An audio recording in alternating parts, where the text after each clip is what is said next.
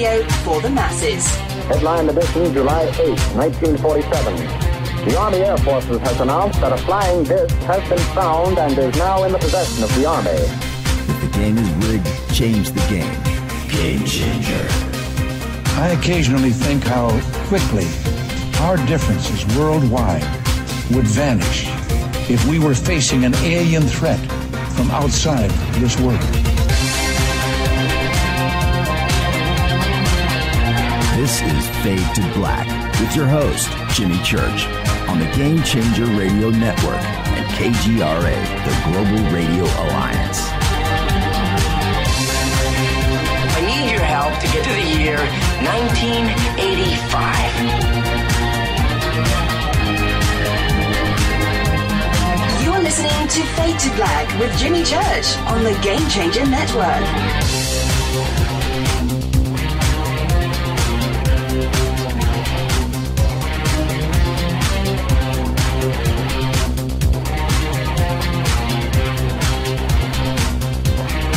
Good evening.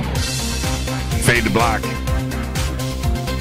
Bespoke radio for the masses. Yeah, good evening. How are you? Hi, it's Wednesday, September 26th, 2018. 272 days into the new year, just 93 days left. And as always, we are live from a bunker somewhere in the middle of beautiful downtown Burbank, California. And I would like to welcome everybody listening all around the world, all across the United States. Hither and thither, to and fro, back and forth, up and down, east and west, north and south, far and near. This is Fade to Black for KJCR, the Game Changer Network, and KGRA, the Planet. I'm your host, Jimmy Church. What is cracking, everybody? How you doing? Got a great show tonight. Julia Mossbridge is here. She's going to join us and talk about precognition and time travel with her new book. I'm holding it up to the cameras now. There it is. The Premonition Code. Oh, yeah. Like that cover? It's a great book, too. It's a great book. This is my stuff right here. That's what I'm all about. That's what we're going to talk about tonight. Precog time travel. Tomorrow night, I've been waiting for this. Dean Radin is here. And I cannot wait. Science and magic and everything that he has been doing for so long. So important to this community. Dean Radin will be with us tomorrow night, which means no Fader night this week. That's right. No open lines. Nope. It's 4 nights, 4 shows, 4 amazing guests. That's what we chose to do this week here on Fade to Black. And there you go. And so let's just let's get the show cracking. We got a lot to do tonight. And on Stellar, head over there. You need to get registered. That is my social media platform of choice, onstellar.com, ONSTELLAR.com. Get over there, get registered. You can use my name as a referral code. You don't need a referral code, but I do it. So just use my name, Jimmy. It's, you know somebody. You know me. Use my referral code. Get some bonus tokens. And get over there. See what it's all about. It is happening. Built for this community. Also, Twitter. You can follow me there. I'm a big social media guy. Love my social media. And I'm sure you've been watching me tweet all day long. Sitting here working in the bunker. You know, research. Right? Little of this, little of that, a little over here, reading, you know, writing, doing all social media, back over to writing, little social. It's just what I do. You know, it's what I do. Twitter is @JChurchRadio. And Facebook, I'm going to talk about Facebook in just a second. Still alive and kicking, I still have an account over there. I'll go as far as that. And we do have the Fade to Black company page over on Facebook, and you can go and like that too as well. But and YouTube, of course, we hang out on YouTube every day. We post the next day. We'll post this broadcast, and it goes up in its entirety, unedited, every single day over on YouTube. So you can go subscribe there. If you're a tuber, and that's where you want to go for your stuff, then, that's what you do. Go subscribe to the YouTube channel. And there you go. All right. Everything is easy to find. Go over to our website, jimmychurchradio.com. Okay. And you can follow, like, and subscribe right there. And where am I at? The Sandbox is hashtag F2B. It's right in front of me. And you guys are still retweeting that picture last night of Tsoukalos and Duchovny. Oh, man. I wonder, I think Tsoukalos is like in Brazil right now. So I don't know if he's on social media, but he'd love this pic. And the Fade to Black banner in the background behind the two is pretty funny. And so that is still getting around.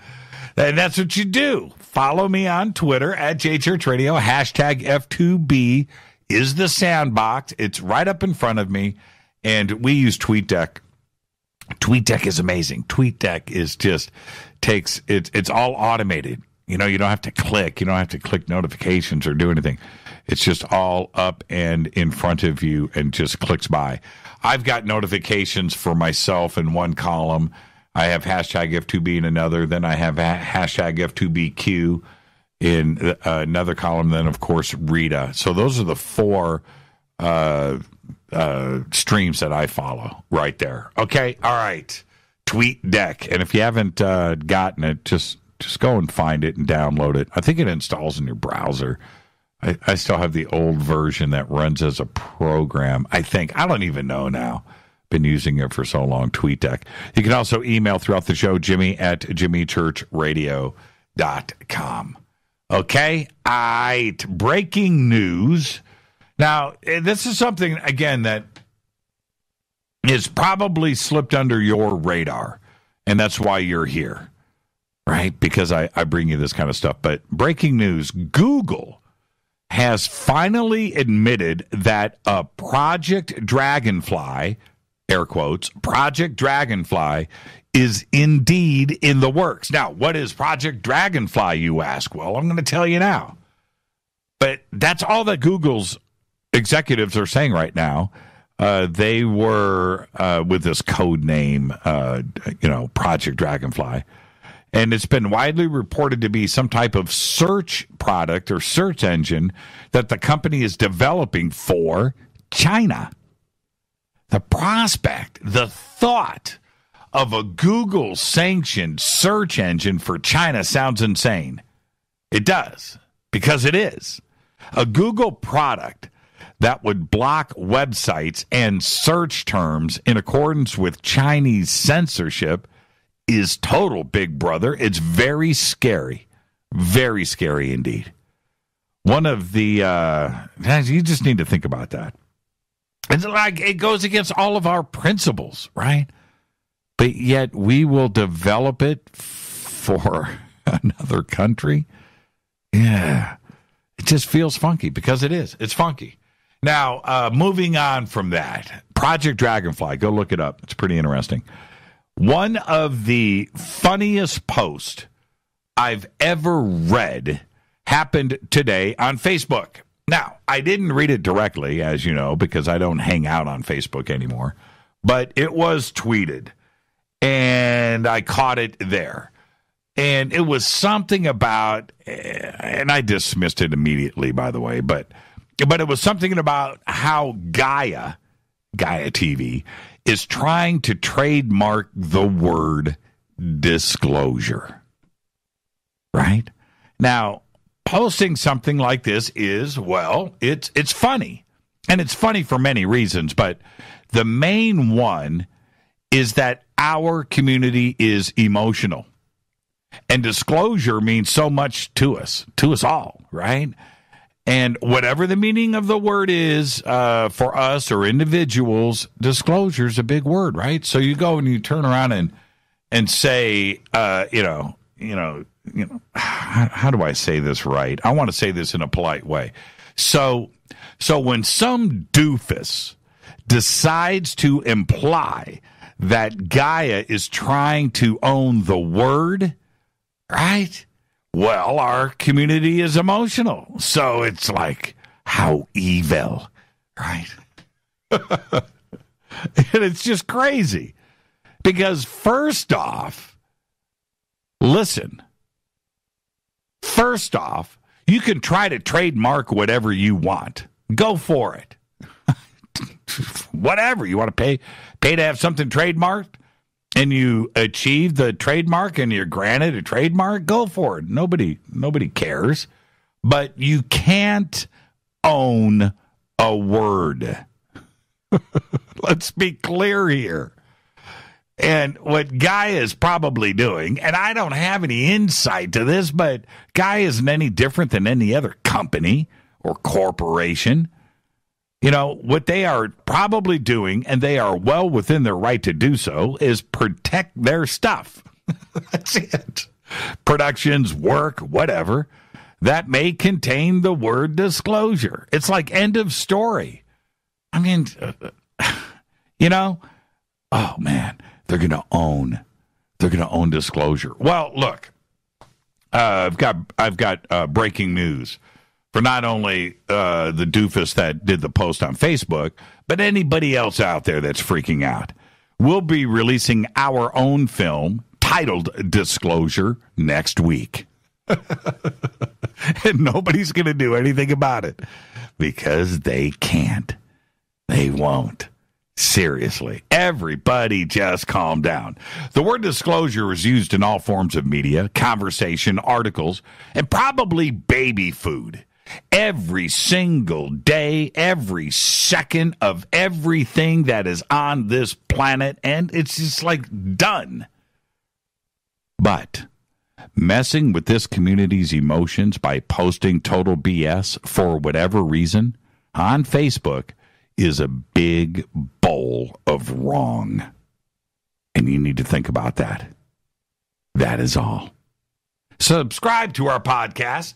It's just $2 a month. Go to jimmychurchradio.com. It's right there. Click on the podcast banner.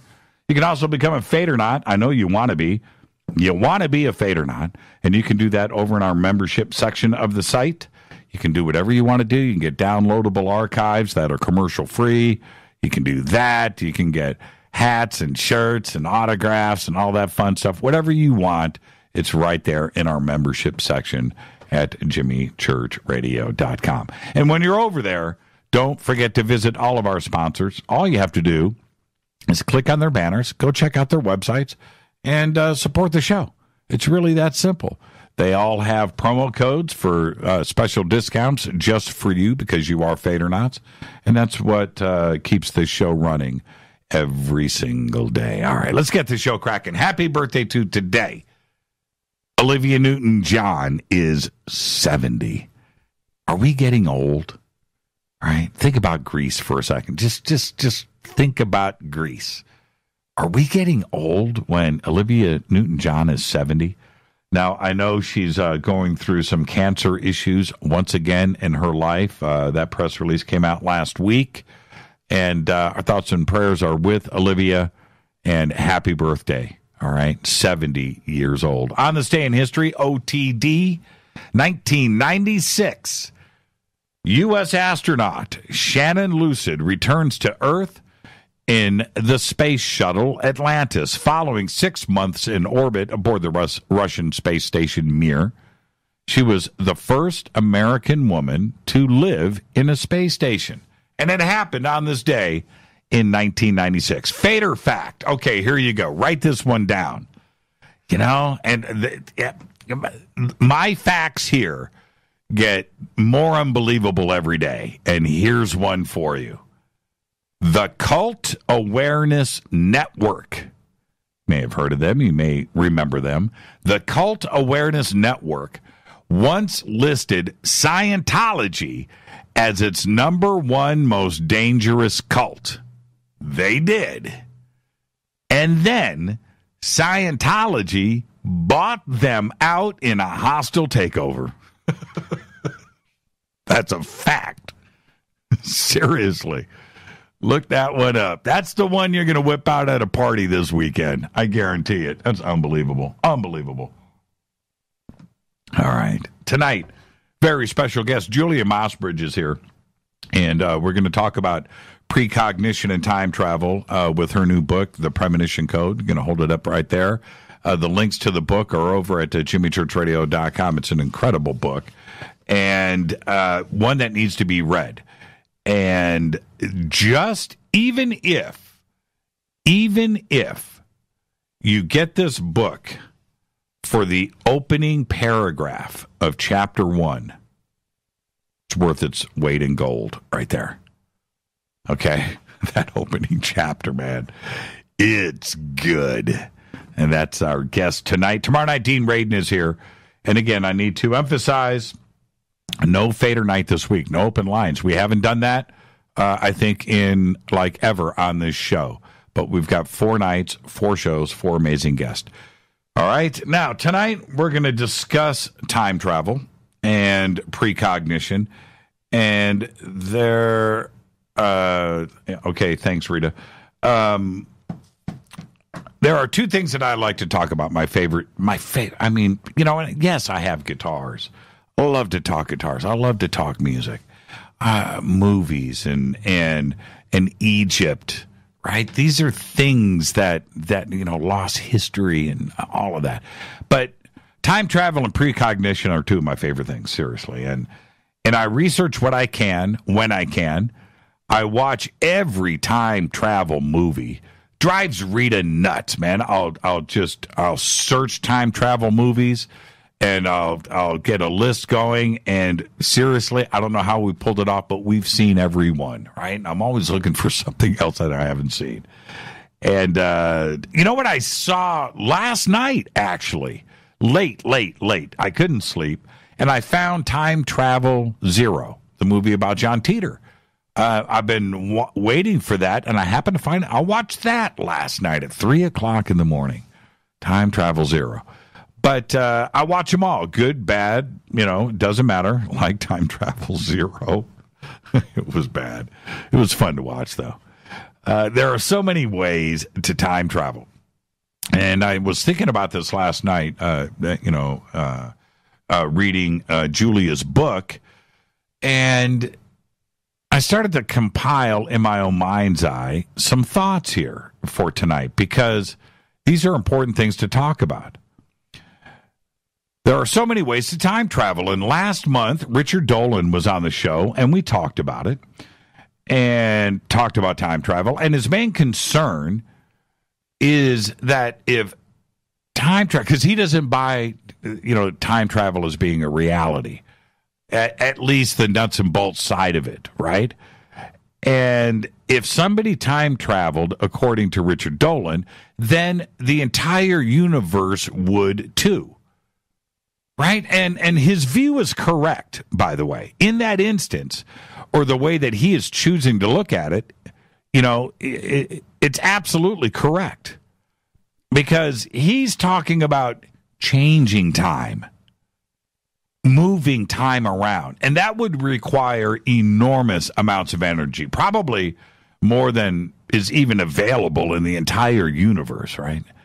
You know, that everybody, everything, every planet, everything has got to just go backwards in time and live it over. And then what happens to the people in the future and what happens, you know, all of that. Well, you know, he's right. But there are so many more versions of time travel. And the obvious, I mean, the obvious, the most easiest and already proven, sort of, is Einstein and relativity. Because you just hop on a ship. That's all you do. You hop on a ship, you take off, fly away from Earth, get up to the speed of light, and then turn around and come back. That's all you have to do.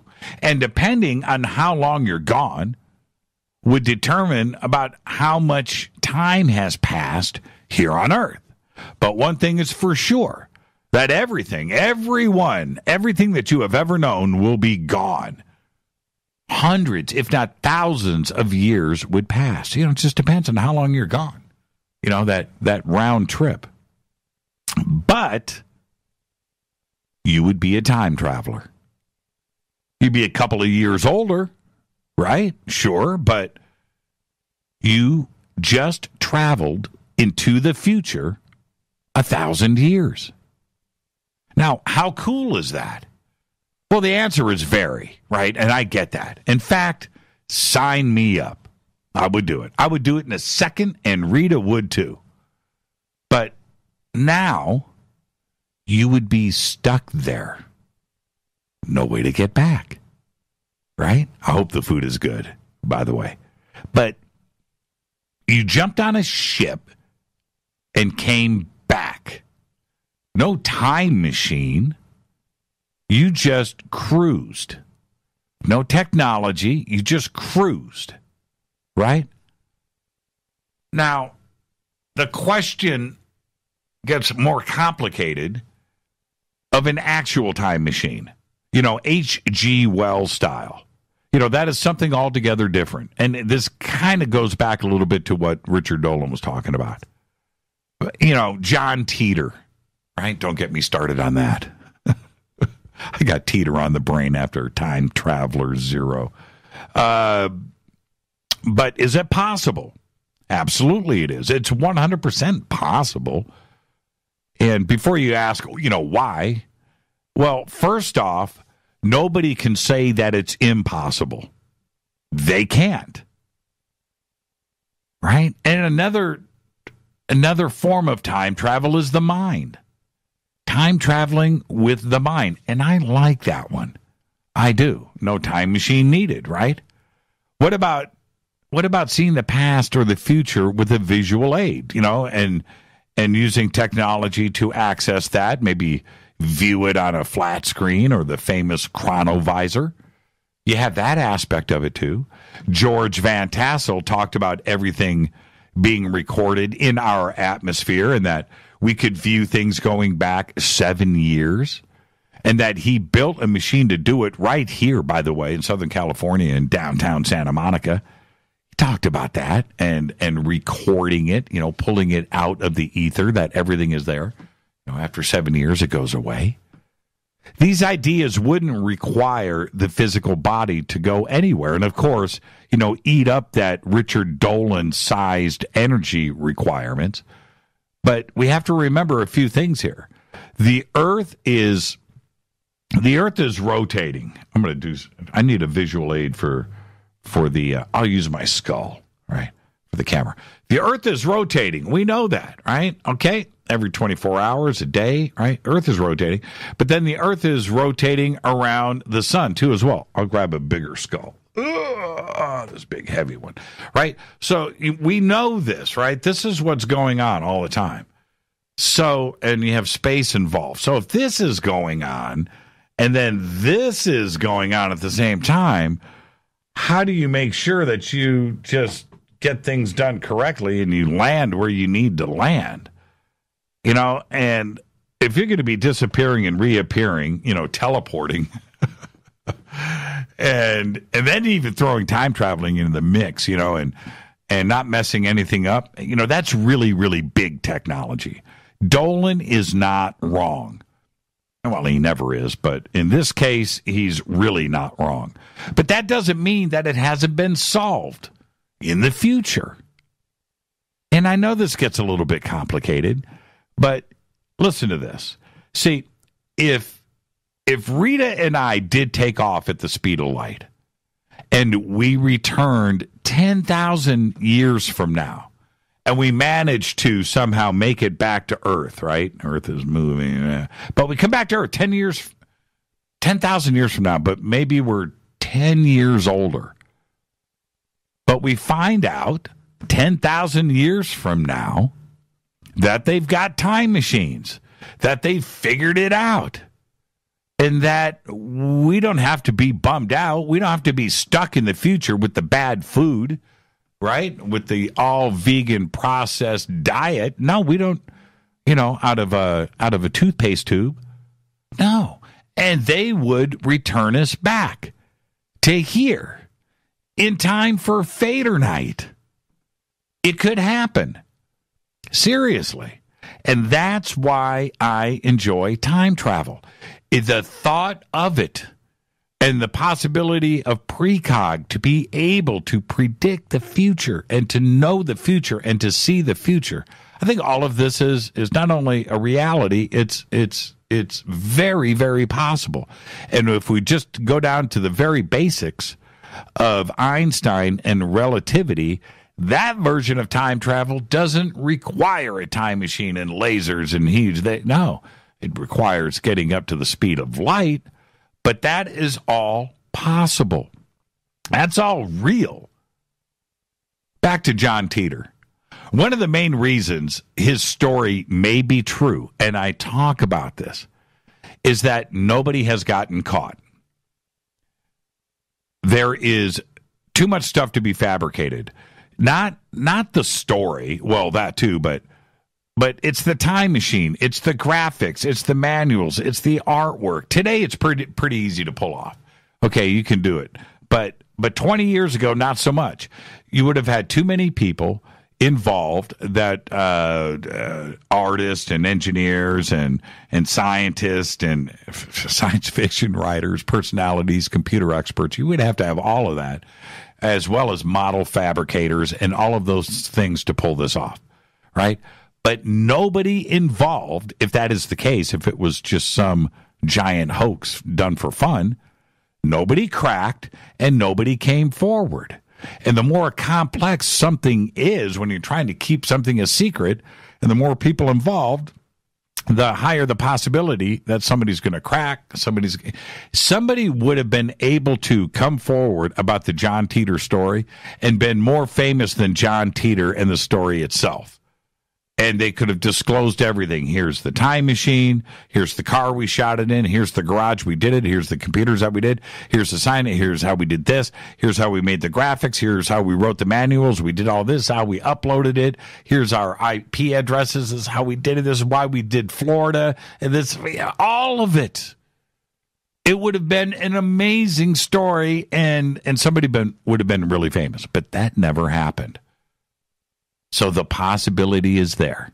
There's no way to say that it didn't happen, just like anything else. You can't predict. You just can't. You can't do it. You can't. You can't. So think about that for a second. The future, time travel, you don't need a time machine. You just don't.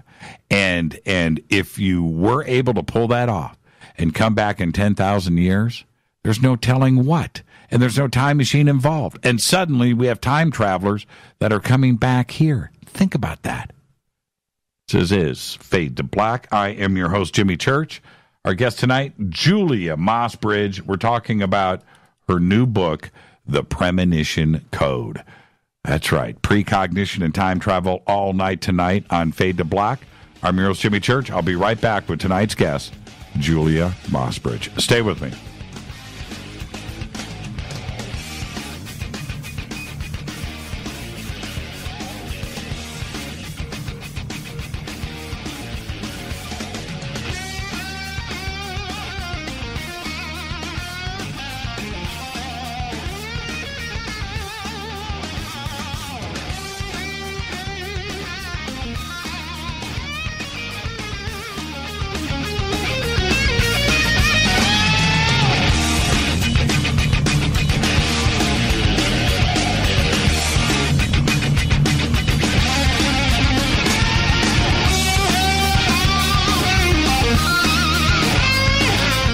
This is Nicole Church, daughter of you-know-who, and you're listening to Fade to Black on JimmyChurchRadio.com and the Game Changer Network. You're listening to Jimmy Church, Fade to Black. Fade to Black will now pause for alien identification. The station that talks the net. KGRA Radio. When you take the beans from Central America with dashes of Indonesian and African mixed in and then roast it to the dark side of Fade to Black, you create the ultimate brew of fringe. Introducing the Fade to Black blend from Rivermoon Coffee. Yes, Rivermoon's darkest customized roast was created for the love of Fade to Black. The alchemy of masterful roasting and smoking the beans is in every sip of this full-bodied dark Java. I need my coffee dark, deep, with distinct bittersweet chocolate highlights, just like the bunker. Leaning further into the darkness of the roast is Fade to Black Blend from River Moon Coffee. Just click on the banner at jimmychurchradio.com and use the promo code F2BBLEND for 15% off of your order today. Go Beckley Teppy. This is Jimmy Church of Fade to Black, and you can get our podcast for just $2 per month. All you have to do is click on the podcast banner over at jimmychurchradio.com. Times are changing. The circus of politics, healthcare's low standards and high prices, and let's not forget food quality. What to do? Arm yourself with Life Change Tea at getthetea.com. In a world of chemical imbalance and poor air and water quality, it's time you make a move. Log on to getthetea.com and stock up on organic non-GMO supplements. Don't forget the tea. Cleansing your body never felt so good. And we have a brand new tea called Takedown Tea, which helps support healthy glucose. All natural body support so you can be at your best, naturally. All you have to do is log on to getthetea.com. That's getthetea.com. We're not a fad that comes and goes. We are the real deal. Join us and armor up. Getthetea.com. That's getthetea.com. Changing America's health one tea bag at a time. 9 out of 10 geneticists agree. Fade to Black is not your father's radio show on the Game Changer Radio Network and KGRA, The Planet. Do you want to lose weight but have no idea where to begin? The Fast Start Diet, a 3-day weight loss plan, is the answer. 3 days of nutritionally balanced, calorie-restricted meals delivered right to your door. No shopping, no measuring, and no cooking. Everything is prepared for you and ready to eat at home or on the go. The Fast Start Diet has all the amazing benefits of intermittent fasting without starving. We've helped thousands of people who have struggled to reach their weight loss goals. Isn't it time we helped you? With the Fast Start Diet, you'll lose weight and feel great. Find Fast Start Diet on Amazon or go to faststartdiet.com and use promo code TALK to get 10% off your first box. And as a special bonus, Fast Start will include their #1 rated Lipo3 appetite suppressant spray free with your order. This is Jimmy Church. And whatever your diet plans are, do what I did. Go to faststartdiet.com. Hi, this is Rob Reiner from Anvil, and you're listening to JimmyChurchRadio.com. What's up? I'm Chris. What up? This is Kyle Massey, and you're listening to Jimmy Church Radio.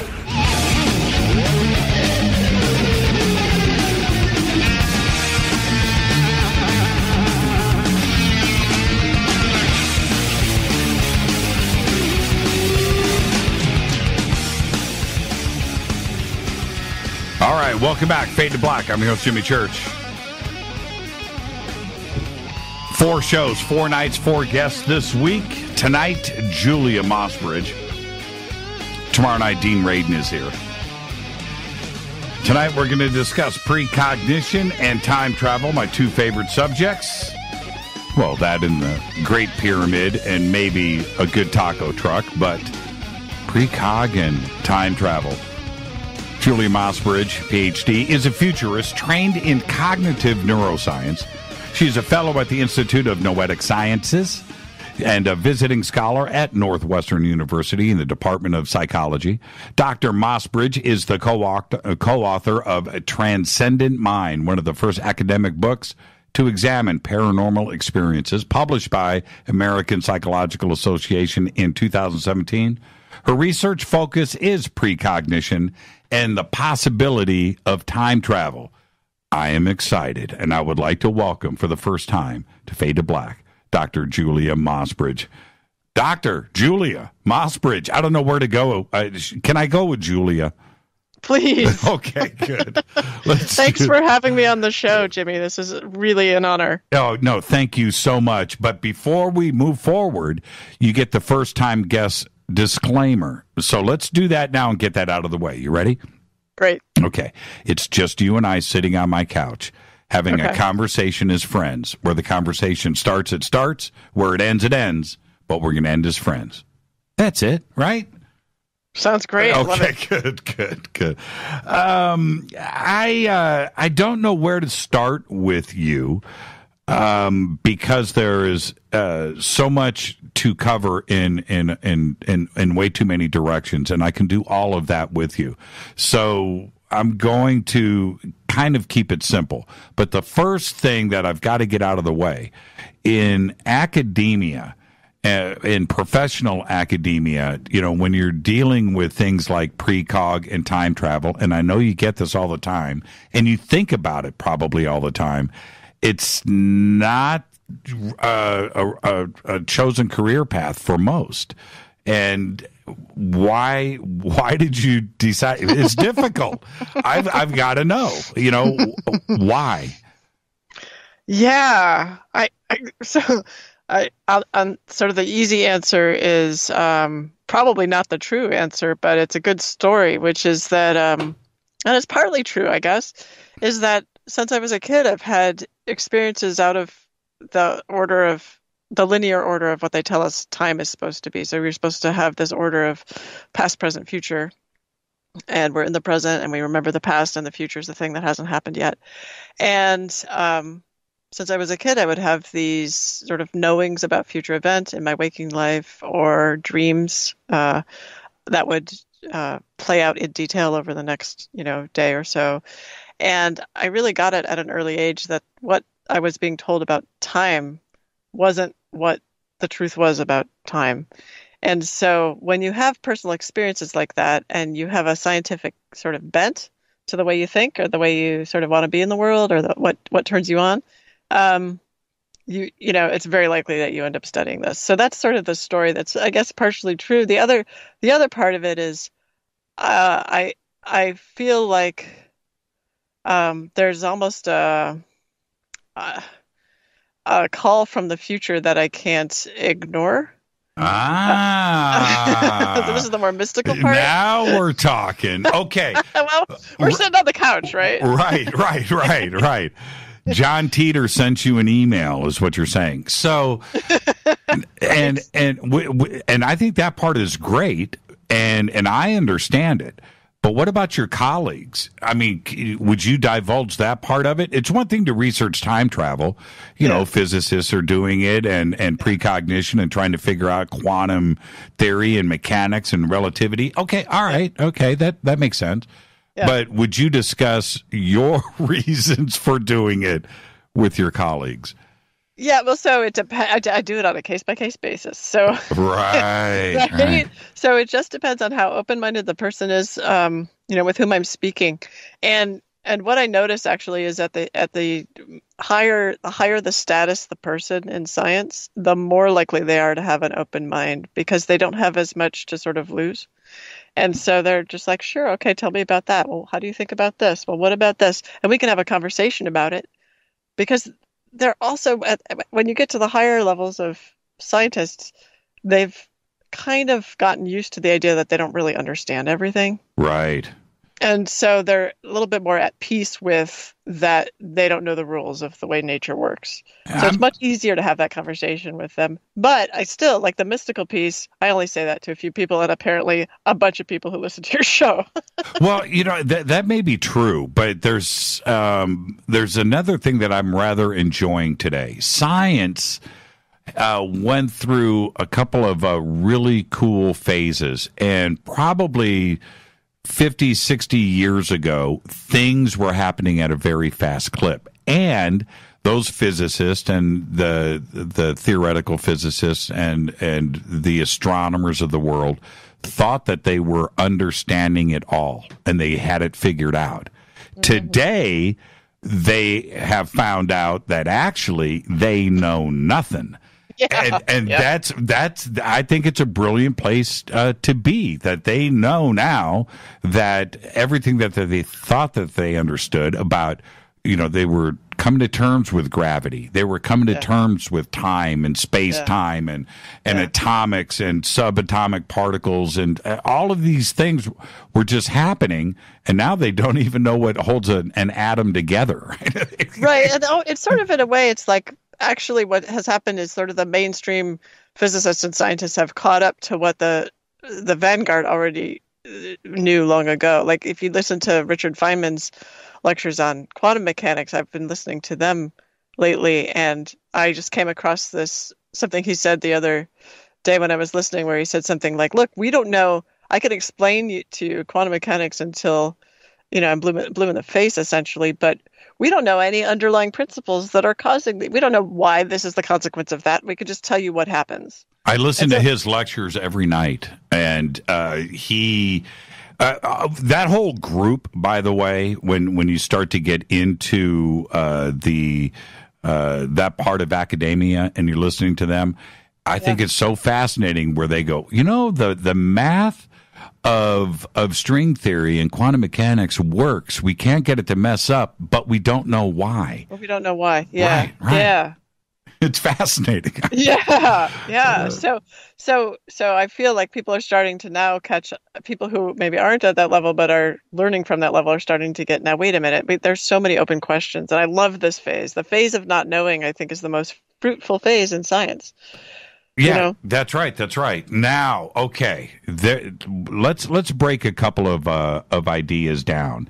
I try to understand every type of time travel there could be, or precognition, because there's physical, there's the mind, there's time machines, and there's all kinds of ideas, right? And relativity to me is the best foundation of it all. But with all of the tripping that I have done on this subject over the years, your opening paragraph in your new book is Premonition Code. Yeah. Yes, in the Premonition Code. I'm not going to read the entire paragraph. I would love to, but the way that your mind works for you to think up this scene. I'm talking about the car sales. I love that scene. Okay. Your mind works in a way that I think is very, very clever, because this is a presentation of Precog and what it could mean in real life that I don't think anybody has really put together before. So I'm not going to read the paragraph. You know what I'm talking about here. And certainly I'll set up the end of it, which is, if you're going to die in the car, you can't buy it. Okay. Now, to get to that, tell us about that opening paragraph. What is it about? Explain it to the audience, and I'm just going to sit back and enjoy myself, because I think it's really well done. Thanks. Well, I've been thinking for much of my life about what if we really understood that precognition is not only a scientific phenomenon, but it's very common, and that it can actually be developed. And I was like, okay, what would that be like? Well, we would have something that I like to call the precog economy, which is you've got people who know it's their job and get paid for using their well-developed precognition for various purposes. Well, what can we use that for? Well, so one example is a car company might want to hire someone who literally sits with you when you decide you want to purchase a car, and goes into a special state where they can access information about probabilities of future events. And they go, okay, I clear you because, you're going to have a fender bender, but really no big deal. And they let you go on your way, and you could actually reduce accidents that way for the car company. Or what if there was a person who was working at, for instance, a hospital, and their job was to go into the state where they could get information about future events and look at the probabilities of needing a certain number of doctors at certain times during the week, in the coming week. And so their job is to plan out the ebb and the flow of the emergency room doctors and nurses, just based on their precognition, right? I mean, so that you could go, almost every human problem that we have if you have information about the probabilities of future events, you can actually address that problem. So I just thought of something that would be fun if you had someone who's literally sitting in a hammock and you have to wait until she hops out of the hammock and tells you you're okay to go ahead and buy the car before you can buy the car, and then everyone's happy. So that was just one example of sort of many that you could imagine. Certainly there would be jobs where you would be a precog trainer for children and find out the people who had really excellent gifts and then help foster that and then help them move into a career. Well, maybe they're working for the UN on the Positive Precog Council, where they're helping people avoid terrorist attacks in certain countries, or they're helping prevent something that is seen maybe 20 or 30 years down the line in terms of environmental change. So there's all sorts of ways that if you start thinking about that we can get probabilities of future events, that we can actually shape our lives for the better and help the world. And the couple is sitting, and I really enjoyed the visuals of this. Looking at the awards, right, for the salesperson in the background. Yeah, what did I put on there? Yeah, one of them was airbags, right? Yeah. And I just thought, this actually makes a lot of sense, right? And so as a couple that's always nervous and apprehensive about buying a car, but they picked out this car, they fell in love with it. Now you've got to have a relationship with the salesperson. You've got to build up that trust, right? And so they're looking at the awards and they're feeling pretty good about it. Well, she knows she's got precog abilities with airbags and she's won awards. This is a good thing.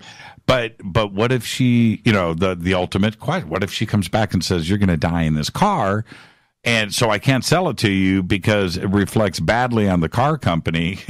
Yeah. And so let's go pick out something else.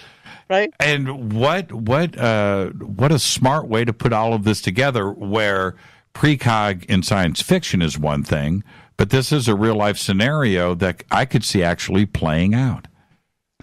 Right. That's why I stuck it at the beginning of the book, because I wanted to get people to see sort of the way this could be sort of normalized. It's a really well thought out way, because I got grounded with it and I couldn't wait to finish the book. I just thought, wow, the picture is painted really well here. Nice. But now, what is the difference between precognition, which is a pretty serious thing, as opposed to something everyday like deja vu that everybody tends to experience? Right. Well, okay, so let's talk about that. So deja vu is traditionally thought of as being, it's traditionally thought of among sort of neuroscientists, I guess, that you're receiving information through your sensory system and you're sort of labeling it like, oh, this is now, this is now, this is now. And you're also labeling it with, oh, this is familiar, this is familiar, this is familiar, as soon as you've experienced something. Right? Oh, that thing, that was something I experienced a minute ago. That's familiar. So that's a label. So it has the label of now, and when you've experienced it, it has the label of familiar. And so the idea that sort of thought in neuroscientific circles of what happens in deja vu is you're experiencing something now that also has the familiar label. And that's a little bit of a paradox, because it's usually either now or familiar, but not both. Mm-hmm. Right? So then the idea is that either your brain has slipped up and has labeled something now that is actually something you experienced in the past, and it's just representing, it's like showing you a movie clip that you just saw by mistake, or it's labeling something as familiar that's not familiar, that is actually happening now. But a third option could be that it's in fact precognition. Right. So most of the neuroscientific community doesn't go for that third option. And there's good reason for that, because you can stimulate someone's brain and make them have a deja vu experience. And we know that that's not precognition. So it's definitely the case that there are deja vu experiences that are not precognition. But the other reason why neuroscientists tend not to think about it is most of them don't understand that there's evidence, actual rigorous scientific evidence supporting that precognition is a thing, right? So most of them don't know that. And so they wouldn't consider it. Yeah, and to not consider it being precog or something fantastical, right? Yeah. is an excuse and an easy way out. Probably because they don't want to be challenged and they want to just make it easy and move off of the subject because they're not comfortable with it. That's probably it. But it's also cheapening what the experience actually is. Because I think that, when I have a deja vu, when most people have a real deja vu when it's going down, it's something that's extraordinary. And you're one step ahead of the future and you're watching it play out in front of you. And you know that that's what the experience actually is. And you step back going, how can this happen? The future isn't supposed to be known, but I know what's about to happen, and it could be also, Julia, a great length of time. It could be seconds. 5 seconds, 10 seconds ahead, ginormous amounts of time that you are ahead of what's going on and you're watching it play out. And you know that isn't some familiar connection happening with past memories or whatever neuroscientist is going to give you the excuse for. Well, I mean, I could say for sure that you have the experience that everyone who has deja vu has this experience that something strange is going on. But it is, sort of provably the case that in some cases that really is your brain playing a trick. And the reason that that's provably the case is because you could literally stimulate the brain and cause people to have that experience. So you can cause the brain to play that trick. But the problem is that a lot of people make the leap from that experiment to saying that in every case it's your brain playing a trick on you.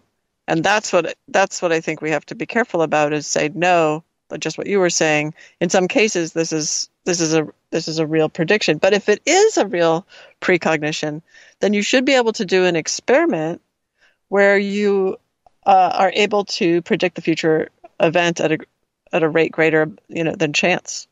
Right? And how do you do this? Yeah, so that's the kind of experimenting that we do in the lab. We don't use deja vu because it's so spontaneous. It's hard to capture in the lab. But we can do these experiments. There's kind of two kinds. There's one that's called an explicit or conscious precognition experiment, where we consciously are asking you to consciously sit around and answer the question, what do you think is going to happen next? Right? Essentially. Right. So that's a conscious precognition experiment. Then there's the unconscious or implicit precognition experiments, which are about, we're going to have you look at some things on a screen and press some buttons, and, it's all just a cognitive task, and we're not telling you, or maybe we're only telling you afterwards, that it turns out what we were testing was precognition, but there's no way you could have known that consciously. So those are the two different kinds, and it turns out they have very different properties. So in terms of fast precognition, like, the time frame of like milliseconds to seconds, right? The unconscious precognition seems to dominate on average among people. If you don't select for people who are really good. Right. And then for longer time frames, like an hour, days, weeks, conscious precognition seems to dominate. So if I want to know what's going on a week from now, I better have some kind of skill at going into the state where I can get that information and then sketching it out or whatever I do, to record it. That's really conscious precognition. But you could do those experiments in the lab too by literally asking someone to do that and then not deciding until after they've turned in their work what the actual target is. So no one on the planet would know what the target is, so that it's not like they could get the information from someone else. So they do their work, and then you use a random number generator to predict what the target's going to be. But you only do that after they've turned in their work. So there's no cheating. And even you as the experimenter can't give them some kind of clues because you don't know either. I know that there are precogs walking this planet right now with extreme talent and gifts. For sure. Have you met one? And more than one. Okay, yes. Well, hold on. Well, you haven't heard the rest of the question. Sorry, I got excited. And how valuable would that talent be? Right. Well, I can tell you almost literally how valuable it is. People are using precog abilities right now to predict stock market changes with great effect. And there's a group that is paying people to do that. And they make money according to how well they perform. So, if you're at 60% correct, you're making a certain amount of money. If you're at 70, you're making more, 80 more, 90 more, etc. And you can find out about this. If anyone's interested, check out the Applied Precognition Project, which is a project of Marty Rosenblatt, a great guy who is pulling together a bunch of different people, teaching them how to do what he calls associated remote viewing, but I call it controlled precognition because that's really what it is, where you sit down and you're actually sketching out an image that you're going to see, but the image is associated with stock market changes. So we can get enough people looking at a future image, and if enough people are sketching a tree, for instance, and he knows that a tree is associated with an upward movement of the stock market, he can bet on that. And he's done very well and created returns for himself and others. He shares all the information with other people at rates far above what you would expect just on the market. So it's pretty impressive. Yeah, and then, we all go naturally, it's the modern society that we have today, to Minority Report. Right? Yeah. Okay, and there's an example of you better not be wrong in your precog. Right. So pre-crime division. So in that movie, good old Tom Cruise, he's leading the pre-crime division, and there's this great scene where a philosophical moment where this ball comes down the chute and it tells them, okay, this is the Minority Report. This shows us who is in disagreement about which of the precogs is in disagreement about something. And that indicates where there's some kind of problem about a future event, if I remember that correctly. That's right. Yeah. Okay. And in that moment, he says, look, the future is going to happen. And all we are here to do is to prevent it, which is, of course, paradoxical, right? If the future is going to happen, what do you mean you're there to prevent it? How does that work? But in any case, what they end up showing in the movie is that the future is not written in stone. You can't go arrest someone before they commit a crime and make the assumption that they're going to commit the crime with 100% probability. And I think that's a pretty responsible thing for them to have done with that movie because regardless of whatever the physics end up turning out to be, and of course there's the perpetual argument about whether there's some kind of block universe where everything's set in stone or whether things are more probabilistic. But whatever the physics end up being, we know that psychologically it does not work for people to think that the future is set in stone. It does not help people. And the more you polish your precognitive skills, and I've been working on this as a habit and sort of as a practice now every day, and I've gotten better and better, which is nice. But in any case, the more you practice your precognitive skills, the more you recognize that you better have what I call a time worldview. So I've created something called the positive precog time worldview. So in the book, Premonition Code, we call positive precogs people who are using their precognition to help the world or trying to do that. And a time worldview is how you view time. And it really impacts your psychological health, how you view time. And so some of the components of the positive precog time worldview are not believing that the future is set in stone and not believing that you're always 100% correct about whatever you perceive. Those two things are really important psychologically. How easy is it for you? I've got 15 seconds to ask this question. How easy is it for you to go into the precog state? Well, it's getting easier and easier just with practice, and I think that's true for anyone. And we built out our website to help support people in that practice, and I can talk with you about that a little more at length if you'd like. Yeah, we'll do that when we come back, but I'm setting you up, okay? Okay. And so you should have known that. Yeah. In that, okay, we're gonna take a break here for about 3.5 minutes for commercial. Okay. I want you to think about the question that I'm going to ask you when we come back, and that question, I'm just going to throw a bone. That question is going to be about me. So you think about that, Julia. This is Fade to Black. You're asking me to be psychic on the air. Okay. No, you need to think about the question that I am going to ask. That's all.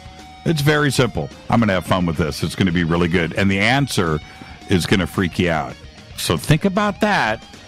Yeah, where am I going? This is Fade to Black. I'm your host, Jimmy Church. Our guest tonight, Dr. Julia Mossbridge. We're talking about her new book, The Premonition Code. I've held it up for the camera. I'll do it again right now. We'll be right back after this short break. Stay with us.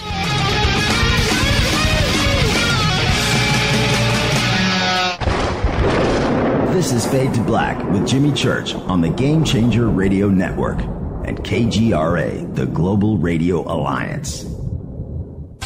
This is KGRA Digital Broadcasting Station, Salt Lake City, Utah, Van Buren, Arkansas. Folks, this is very important information. What's to be said about CBD? AncientLifeOil.com. Our CBD is made from hemp and has 0.003 THC, which means this wonderful product won't get you high, no matter what amount you take. What does CBD do for the body? My hands are tied. But you can Google CBD benefits and be astounded. When you're finished reading, you'll want to log on to AncientLifeOil.com. That's AncientLifeOil.com and purchase. Life is good when you feel good. People are tired of pain. People are asking for non-GMO organic products to help them with you fill in the blank. Legal in 49 states, and again, our CBD is made from hemp. Ancient Life Oil is about helping people one by one by one. If you wonder how good the product is, the CEO takes it every day without miss. AncientLifeOil.com. That's AncientLifeOil.com. Have a great day. Hello, I'm Katie, and you're listening to my main man, Jimmy Church, on JimmyChurchRadio.com. Hi, this is Ray Hobbs here, repping the planet, and you're listening to my good friend, Jimmy Church, Fade to Black, on the Game Changer Network and the KGRA Digital Broadcast Station. This is Toby Kebbell. You're listening to JimmyChurchRadio.com. Don't hurt me, Jimmy. I'm only little. Hey, I'm Adrian Grenier. And this is Ari Gold. We're the Honey Brothers. Yes. We're of the Honey Brothers. Hey, I'm Adrian Grenier. And I'm Ari Gold. We're the Honey Brothers. And you're listening to Jimmy Church. The Revolution. Reclaim your active lifestyle with Angioprim. Angioprim is the original liquid oral chelation supplement. Chelation helps remove toxins, heavy metals, and cholesterol in your veins and arteries that can cause blockages. Scientific research proves the active ingredient in Angioprim has superior oral chelation action that helps promote cardiovascular health. Find out more. Go to angioprim.com. Talk to a trained consultant by calling Angioprim toll-free 877-882-7221. This is Jimmy Church of Fade to Black, and you can become an official Fadernaut by just going to our membership section at JimmyChurchRadio.com.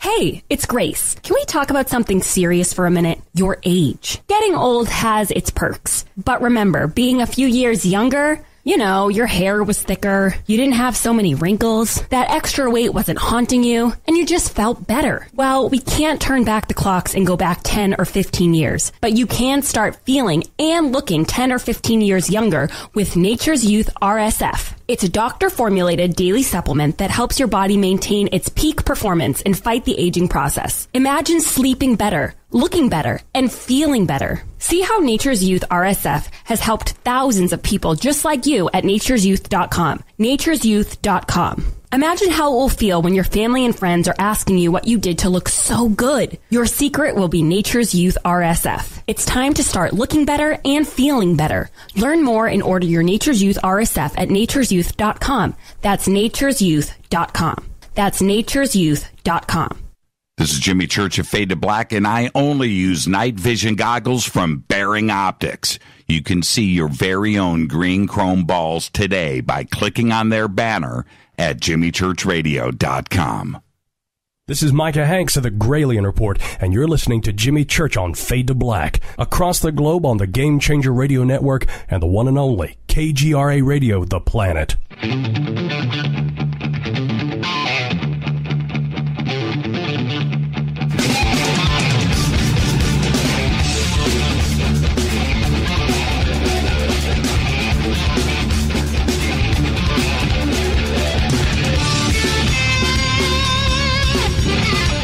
Welcome back, Fade to Black. I'm your host, Jimmy Church. You can follow me on Twitter at JChurchRadio. Very simple. Join in on the conversation right over there. A few thousand tweets will happen tonight. Hashtag F2B is the sandbox. Our guest tonight, Julia Mossbridge, PhD. We're talking about her new book, The Premonition Code. And now the Precog, Julia, was not leaked with me talking to you during the break, but I did slip. I wanted to bring up your co-author is Teresa Chung. Tell us about Teresa. Yeah, it was leaked because a little bit. Yes. Teresa is this pretty amazing woman who mostly has spent decades gathering anecdotal reports of precognition, life after death, contact with people who are in other locations, so telepathic stories, things like this. Anything that's unusual, she records the stories and she writes books about it. But she got we got together on a project a couple of years ago, and she's heard about my work at the Institute of Noetic Sciences and just the work at the Institute of Noetic Sciences in general. And she was wanting the folks in the UK to hear about that work because most of the belief in the UK has been similar to the US, where it's the opinion is this is just anecdotal stuff that happens to people and there's no science behind it. And that's part of why she approached me to do this book too. She just wants the world to know not only there's science, there's practice, there's online resources to help you, and this is a way of life and actually a pretty cool community of people. Now, now back to the Precog. Yeah. Okay. Lay it on me. Nothing came to you? Nothing popped in your head? Yeah, you know what popped into my head? So just so you know, most of my skill is as a scientist, and I'm developing my skill as a precog, so I would not call myself the most advanced precog you'll ever meet. Having said that, what popped into my head was a bear. Really? Okay. Now, I'm wondering if there's a connection. Because this is, I'm going to hold this up to the camera. That is the answer. The answer is Great Lakes. Now... I don't know about that. Okay. I was born at Great Lakes Naval Station in Waukegan. Oh, no kidding. Yeah. Huh. Yeah. Okay. So there's, I'm not going to tell the audience what the connection is, but I was just wondering if, the vibe of the universe would somehow connect that for you and how great it would have been. So that, it would have been. Well, the only associate, so if we want to stretch this, so if I was scoring this as an independent judge, I might say this is basically bogus, but nonetheless, what I'll just tell you is that I grew up in Libertyville, Illinois, very close to the Great Lakes Naval Station. And when my parents would sometimes go camping, we would go up around there, and I was always scared of bears.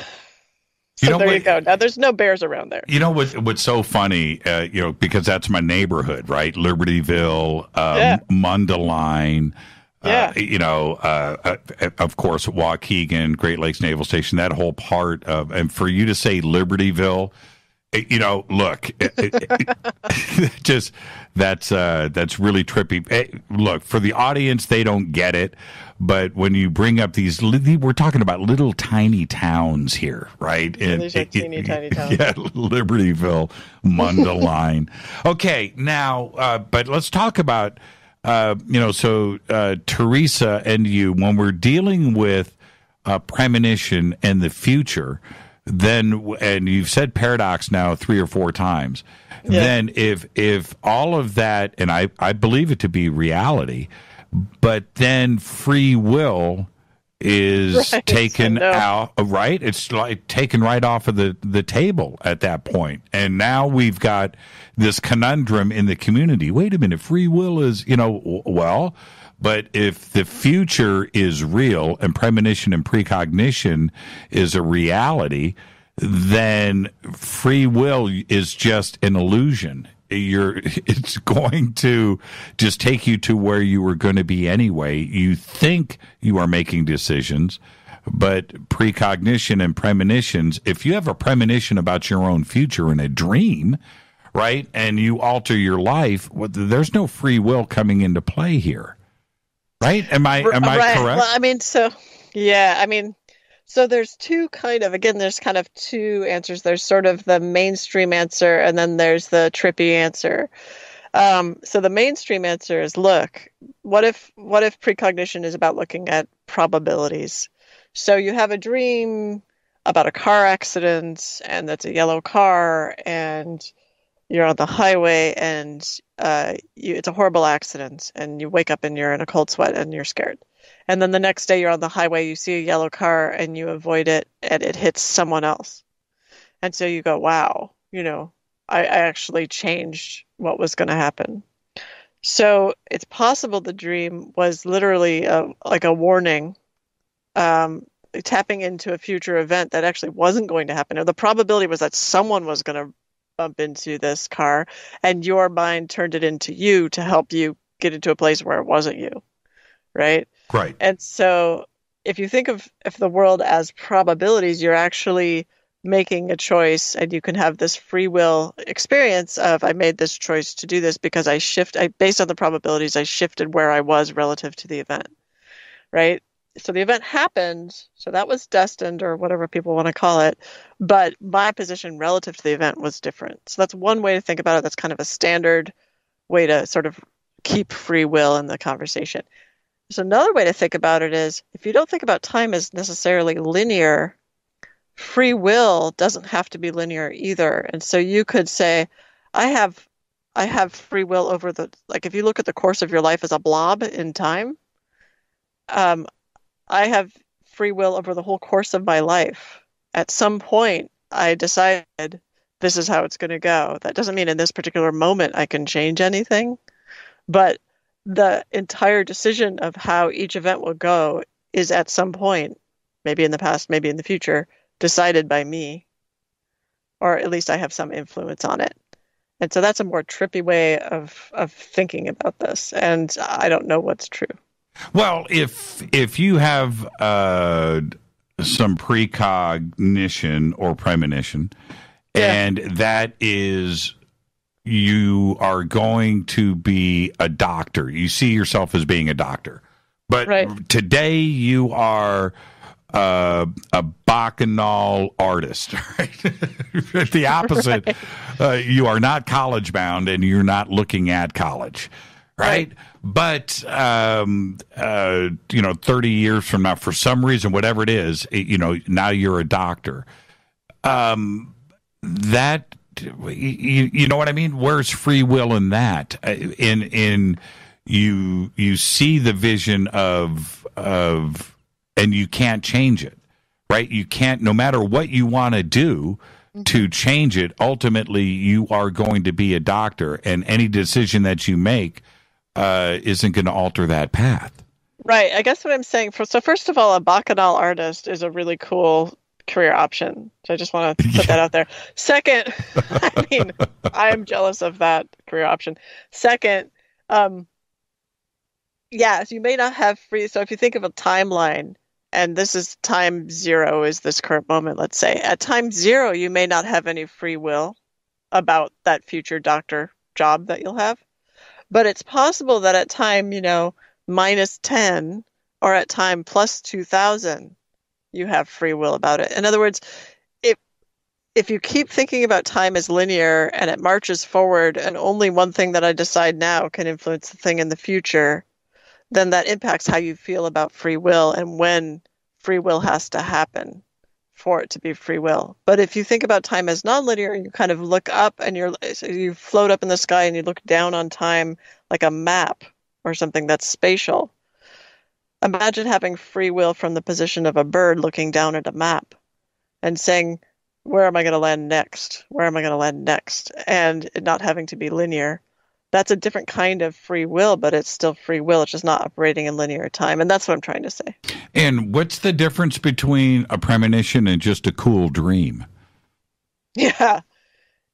So not all premonitions or precognitions are in dreams. So there's a couple types, right? So most of them are when you start talking about this stuff, they say, oh, I had this dream that my grandmother died and that she died the next day and she wasn't even sick and it was really freaky. And that's one of the most common experiences of precognitions. But it has to be a precognition, to be considered a genuine precognition, if it's spontaneous in your life and not in the lab, you have to have a couple characteristics. And even then, you're not 100% sure really until you're in the lab, right? But you have to have a couple characteristics and to at least be considered a genuine precognition. And one is you have to have enough details that match between your experience, whether it's a dream or a waking vision or intuition, your experience and the event. So if you just dream that someone comes and knocks on your door, and the next day someone comes and knocks on your door, that's just not enough correspondences to say that was precognitive. People come and knock on your door perhaps every day, right? Right. So not a big deal. So, okay, let's say there's two. You dream that someone comes and knocks on your door and they ask you to borrow some cheese. And then if the next day that happens, that's more convincing, especially if it's not like every Thursday your neighbor comes and asks to borrow some cheese, right? So it also has to be something that you can't predict based on past history. So you start to build up sort of like a series of rules by which you have to judge the precognitive experience to see, was it really precognitive, or is this my subconscious just using the information that I normally have in my memory and assembling something? And once you start to get a hang of that, you start to look at the precognitive experiences differently and recognize that they have a different quality to them. They tend to be very vivid, very realistic for precognitive dreams, or sometimes precognitive compulsions where you feel like you have to take a certain action.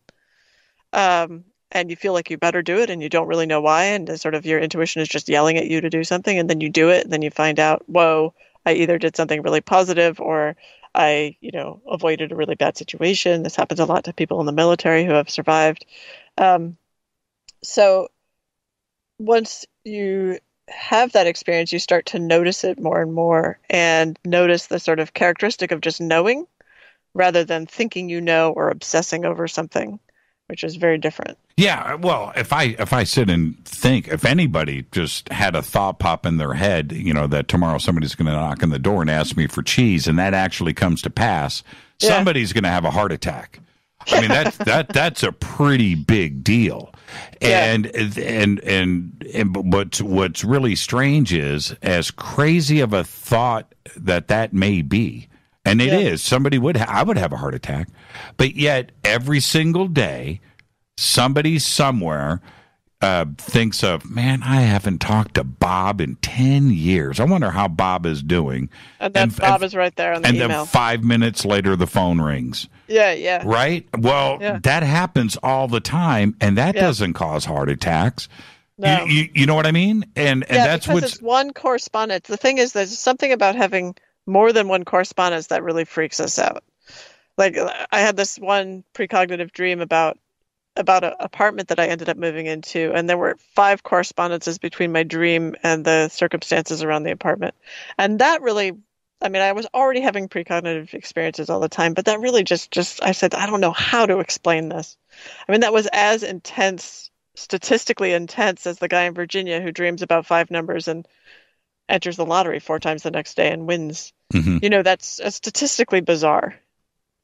So, and for this is what fascinates me so much about this. There are people out there, and I discuss this nearly every day on the show. There are people out there that don't think that there's anything else to life but getting up in the morning, going to work, coming home, watching TV, having dinner, going to bed, rinse and repeat. That there is no life after death. There is no ETs. There are no, right? We're completely alone in the universe. There is nothing else to life. When you die, you turn into dust. And that's it. But yet they will accept the fact that Bob, who they haven't called or talked to in 10 years, and they think about him and he calls, or they have a deja vu, they don't think that it's anything special. And you can't convince them otherwise. Well, right. Some people are just destined to be boring, but it's okay. We can all live happier lives. That's always my answer. How boring. I can't imagine living life that way. How boring could it be? Now, again, I want to get back to some of your comments. One of those is the paradox situation when we're dealing with not only precog, but certainly time travel. And after the break, when we come back, we'll start to talk about time travel. But paradoxes enter into all of this. And it allows the scientific community out there to go, well, see, that's why it's not real. Mm-hmm. That's right. And, well, so what's your response to, a colleague of yours that would say, well, paradoxes make all of this impossible? Well, I would point them to other colleagues who say, no, you just have to deal with the paradox, and it's not actually a paradox. So there's a bunch of physicists who are thinking about these kind of problems because thinking about causal loops in time is a hot topic. Mm-hmm. And so the causal loop in time is like a push me, pull you sort of situation where the past is influencing the present and the future is influencing the past. And so you have this nice little circle. And so there's this grandfather paradox. So what if I could go back in time then and basically make it so my grandfather was never born, so I was never born, so then I couldn't go back in time to go make it so my grandfather was never born. And there's some really simple ways to resolve that. But for a long time, scientists didn't want to try to resolve it because they wanted it to be that there couldn't be time travel or there couldn't be retrocausality because of these causal loops just were thought to be immediately paradoxical. But that's actually changing. So that's exciting. Well, okay, so explain to me if for those out there where the future is not predetermined, so there's no way to be precognitive, there's no way to have premonitions because the future hasn't happened yet. Now, I understand the past has happened, right? The past, right now, we're in the now, 2 seconds ago, that's there. So that's an obvious thing. We don't know about the future questions or where the show is leading into the future. So I understand the argument. But yet, premonitions and precog is real, and we've all shared in that, right? So it's a weird situation that we find ourselves in, and indeed, that may be a paradox right there. Right. And I think that there has to be sort of a difference between the way things appear to us on a day-to-day basis, which is this, the past is what just happened, the future is the thing that we don't know, that story, and what the actual sort of story of the universe is. So we have to separate our daily experience of, and almost what we've been taught about time from what's actually happening. So there's almost no evidence in physics that there's some kind of privileged now, right? In fact, there's a lot of evidence that there is no privileged present moment. And so already we have a little disconnect, and I'll just say little generously. It's a huge disconnect between human experience, which is only of the now, and physics, which is not of the now at all. And so based on that, you can already see that there needs to be different views of what's going on in time, and then from that, what's going on in causality. And so these paradoxes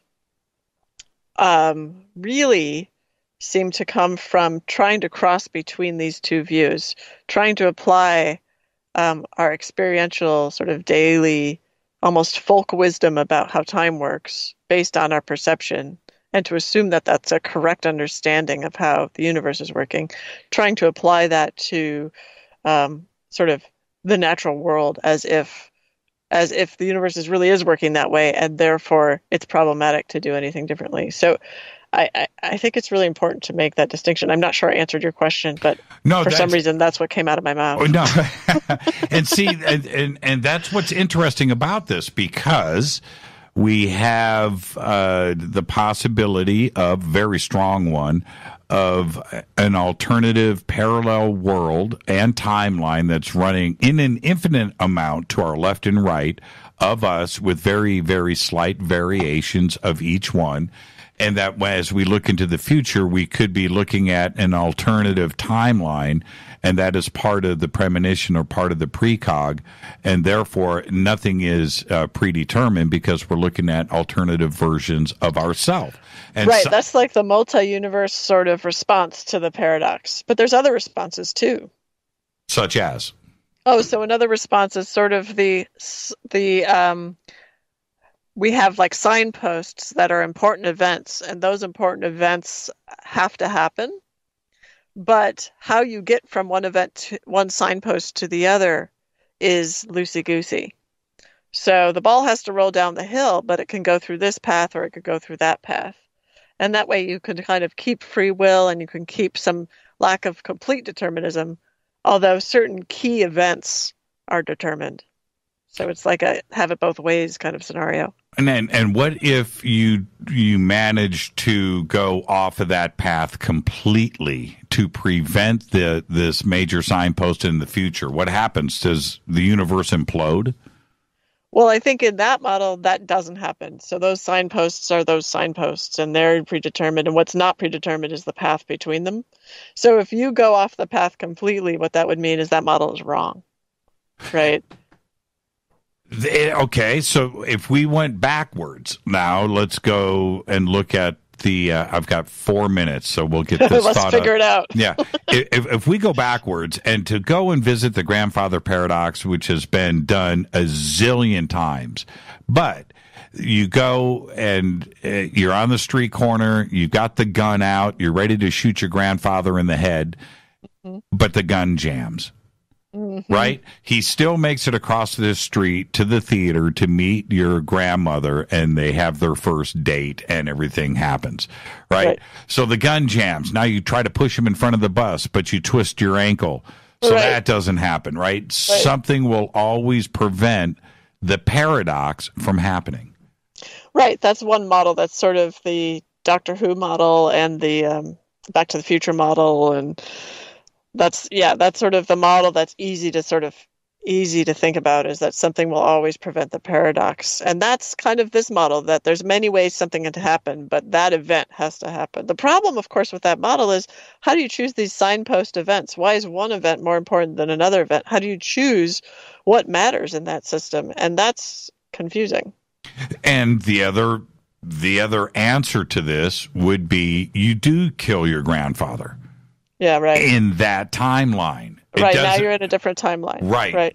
It would automatically update and has nothing to do with the you now. And you wouldn't be able to see yourself in the past if you did. If you're not doing physical time travel, yeah. If you're doing sort of mental time travel in that body. I mean, so it's tricky, right? It is. I mean, because I would love to go back. If I could go back in time, see, this is where things get so complicated, that I know a lot about the guitar, right? I know all these modern techniques with the guitar. If I took what I know now and went back to 1975, I'm the rock god of all rock gods. Right, hot tub time machine. There you go. Right. But does that mean I have to go back in time and kill myself? And, right? Or if I go back in time, am I the younger me? Or if I'm going back in time, am I still 55 years old? And that doesn't hold water. It probably depends on which version of our time travel or future time travel machines you're hopping into, right? One version is just mental time travel. One is just information and emotions, where you don't even take your memory with you. Then one, you take your memory with you, and then later you take your memory and information and emotions and your body. So it all depends on which version you're jumping in. Right. Or you take a Van Halen CD, you go back to 1970, you find Jimi Hendrix before he dies, you give him the CD, and then you disappear. Right? So now he can listen to Van Halen, and maybe Hendrix wouldn't have died. And now, that's He's just singing Jump. Yes. Yeah. Panama comes out on Bridge of Sighs. So there you go. Let's take a break right here, Julia. Great conversation. So when we come back, let's get into the time travel side of all of this. I can't wait. If I can talk to a PhD about time travel, I've won. And that's what this show is about. More with Julia Mossbridge after this short break. Stay with us.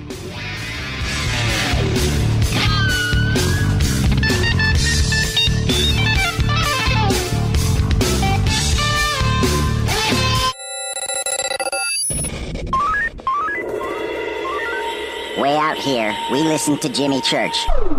You're listening to Fade to Black. Always on the edge of the hottest alternative talk. Jimmy Church with Fade to Black. KGRARadio.com. ¿Qué tal, mis amigos? Yo soy Mario Carson, el tiburón, y los invito para que escuchen a mi buen amigo Jimmy Church Radio. ¡Claro que sí!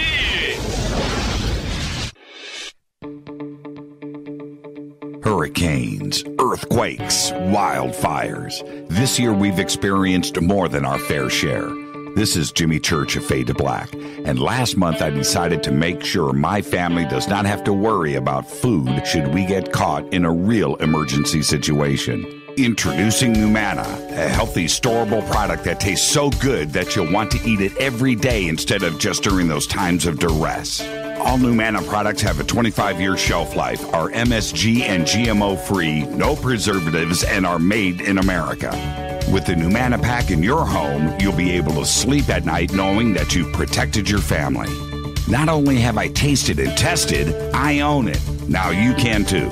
Just click on the Numana banner on JimmyChurchRadio.com and use the promo code Jimmy when you order. In addition to a discount, we'll send you an autographed Fade to Black t-shirt. Seriously. Go Beckley Tappy.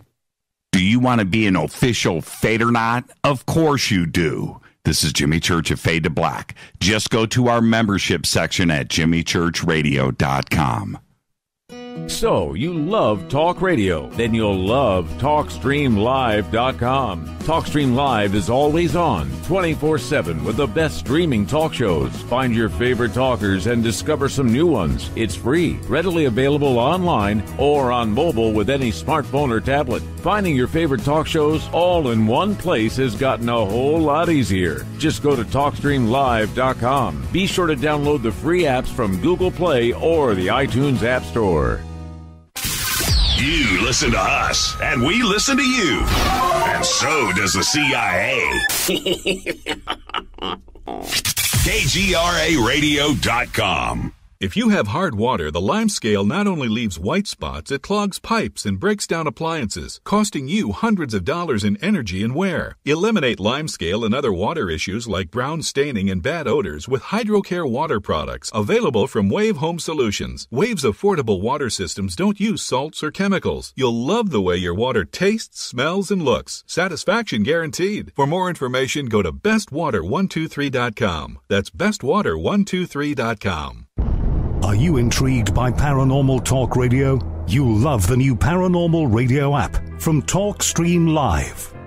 You'll find a great selection of talk shows covering UFOs, ghosts, strange phenomena, and much more. Download the paranormal radio app now and start listening to the very best in paranormal talk entertainment, including the network you're listening to right now, the paranormal radio app, free in Google Play and the iOS App Store. You are listening to Fade to Black with Jimmy Church on the Game Changer Network. Oi, oi, I'm Reese Evans. You're listening to Jimmy Church. This is Revolution. The revolution will not be televised. The revolution is on radio. Ciao.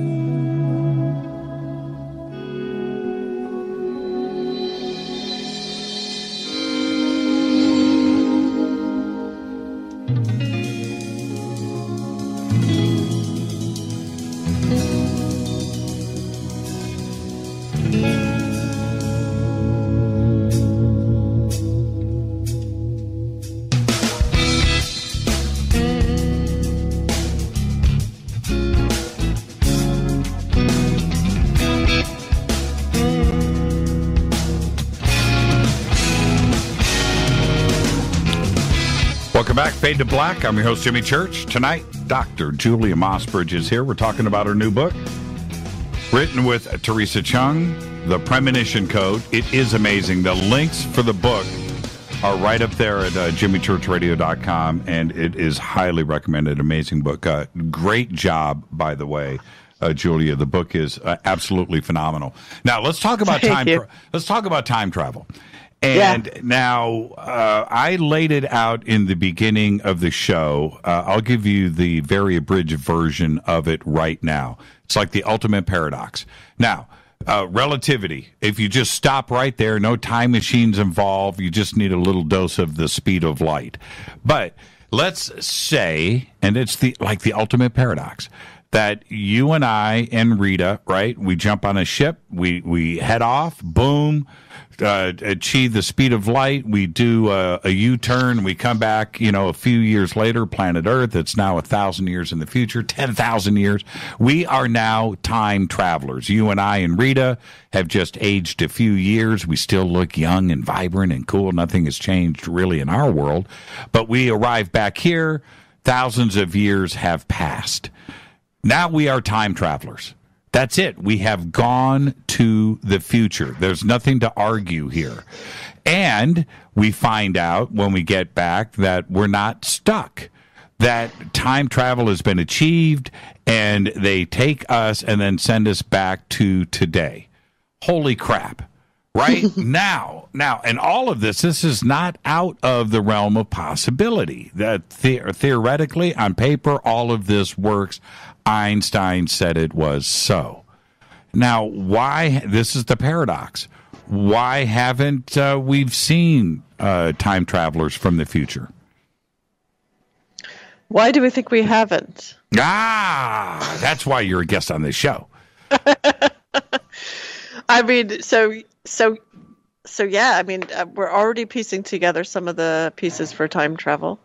We've got mental time travel. We're talking about precognition, right? We've already got physical time travel on the quantum scale, where a quantum effect from what we call a future particle seems to be affecting a particle in the past, even after that particle ceases to exist.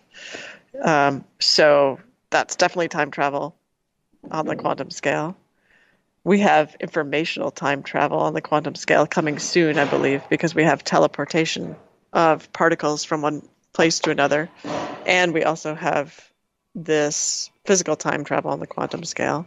So it feels to me we're getting closer and closer to sort of the big shebang, which is physical time travel, taking a body and its contents, information, so the mental, informational pieces, and transporting them in time.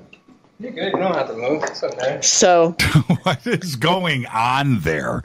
I'm sorry. I'm at Ions late, and there's a guy cleaning up. So that is anyway. Hilarious. It sounded like a ginormous building too. So you're at Noetic right now. Yeah. Oh, I'm so jealous. I'm so jealous. You know what I want to do there? We're going to come back to this in a second. I would love, I don't know if Dean would allow us to do this, but maybe it happens.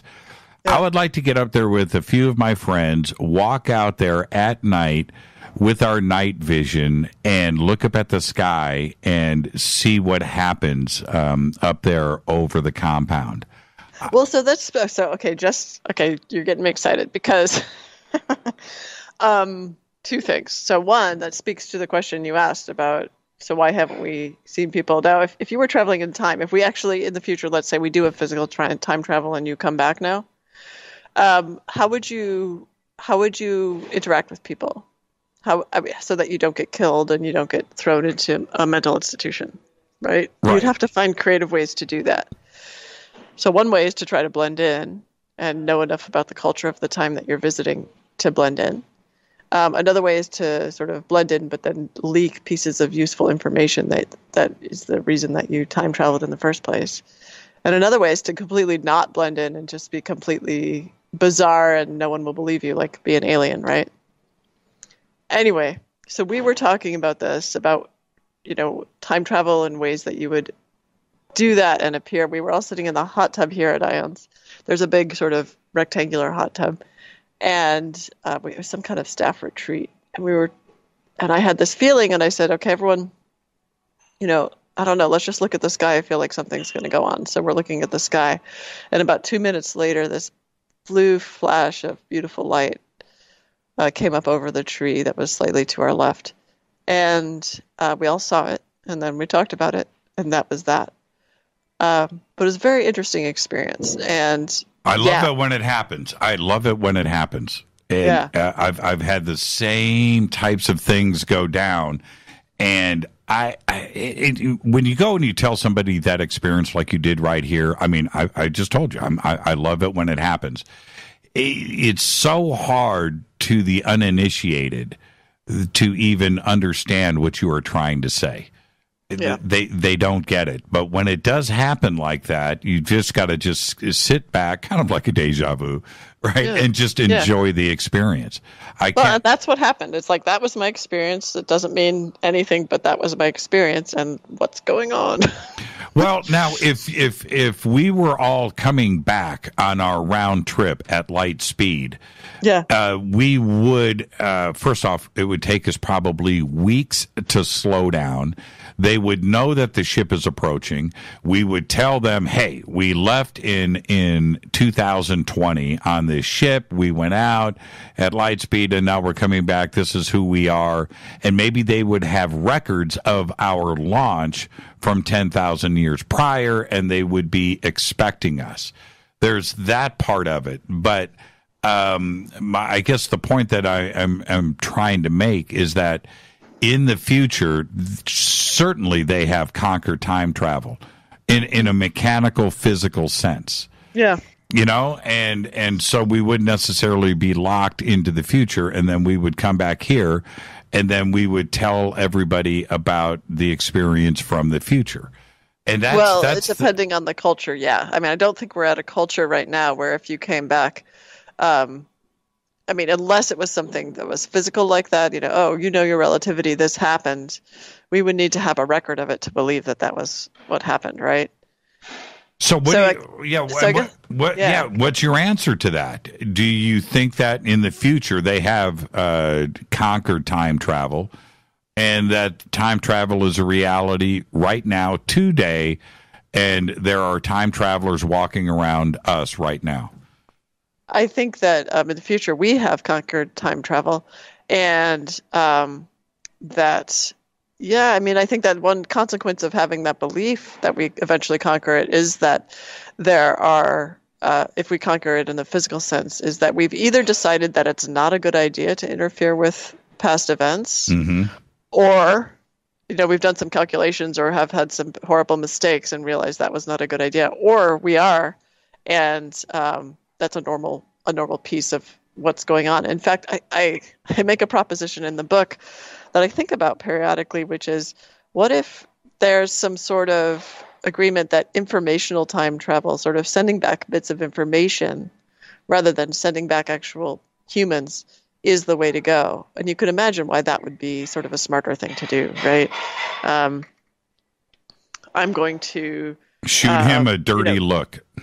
Yeah, or just something like, no, maybe it's not a great idea to invent the, atom bomb or whatever it is, and just get that piece of information back there that might be more efficient. And in that case, we should be able to see sort of changes in probabilities of what would be expected based on the past compared to what actually happens. And so it seems to me you could write some kind of algorithm to sort of look at probabilities of world events and see if there are some interesting shifts that are kind of unpredictable, and if they increase during a particular time, that might be a time of lots of information being leaked back. It seems like there's something you could do there. Well, and then we have another thing to look at here. And if we go into the extreme future of us, versions of us, stretching out 10,000 years or further, that we may not even have these physical bodies anymore. We may have seriously transitioned into something else that we wouldn't even recognize today.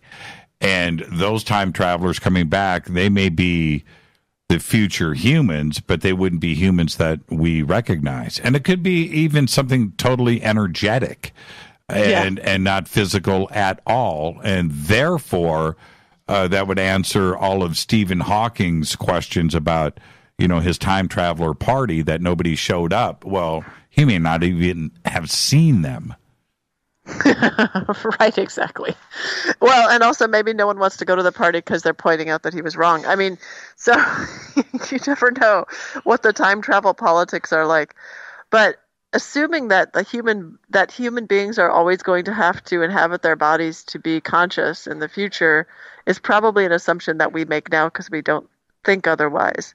It's hard to think about not having a body. But it's quite possible in the future that we figure out how to deal with consciousness without having to lug around these bodies all the time. In that case, why would we have to time travel with our bodies? It's not very efficient. You have to feed them. And then we have time travel of the mind. And you brought this up. I brought it up in my opening statements tonight. That's the other part that I really, really dig. And that is seeing the past or seeing the future and using your mind for this. And you're taking the physicality out of it. And not only that, but you're taking the technical things that you would have to overcome too as well. The position of the Earth in the universe and the solar system and where it's at. You're taking that part of it out, and now it's only time travel of the mind. Right. Well, we have this habit. Here's the thing. I think we have this habit where we take what's going on in the physical world and sort of the rules for, if I drop a ball, it falls to the ground or whatever. The rules for the physical world, and we assume that those rules apply to the mental world, but we have no evidence that they do. In fact, we have evidence that they don't. So we assume that because, I'm physically separate from you, then that also means that our minds don't connect in any way. Or because my body feels different on day 3 as compared to day 4, that there's no kind of mental connection between those 2 days. And that's just sloppy thinking. Right? Mm-hmm. So what we call mental time travel is not making that assumption. So instead, it's like, okay, so what is the connection between today and tomorrow mentally? Maybe there's some kind of a resonance or something where whatever the event is today, or if I'm in a certain location today, I can get information about something that's similar, that's sort of stimulating that resonance that's happening tomorrow. And that really is mental time travel, or remembering the future in a way, or precognition. And then there's mental time travel to the past. You'll be sitting there and then you'll have a memory of, when you were 7 years old and you were riding your bike and you fell down. And it's very real. And is there a way have you met somebody that has gone to the distant past? Through the mind. And I'm talking about the distant past. Let's talk ancient Egypt or, the crucifixion, or hung out with Da Vinci. I met a guy who is a researcher in precognition who had an experience of standing on top of a hill in, I don't know if it was Mesopotamia or someplace that, you've heard of from middle school social studies, that doesn't exist anymore by the same name. And his experience was interacting with the natural environment, but not interacting with any people. So that's the only person I've known to have had that experience. And I was impressed with the realism with which he spoke about it. He was absolutely convincing in his discussion of what had happened to him. How far back did he go? I don't remember, but it was like more than 5,000 years. We have so many guests on this show that have time traveled to the distant past and interacted and observed things. And in a very, like you're saying here, in a very vibrant, detailed manner. And the descriptions of this, I don't discount what is going on, but I think that in large part it's not necessarily controllable, or is something that is it's an accident, right? I think for most people it's spontaneous. Certainly it was for this guy, right? And what I've read about for people who have these experiences, like all of a sudden, whoops, you look around and you're seeing things and you're hearing things and you're smelling things and you're really feeling like you're in a different place, and it is a thing that happened to you.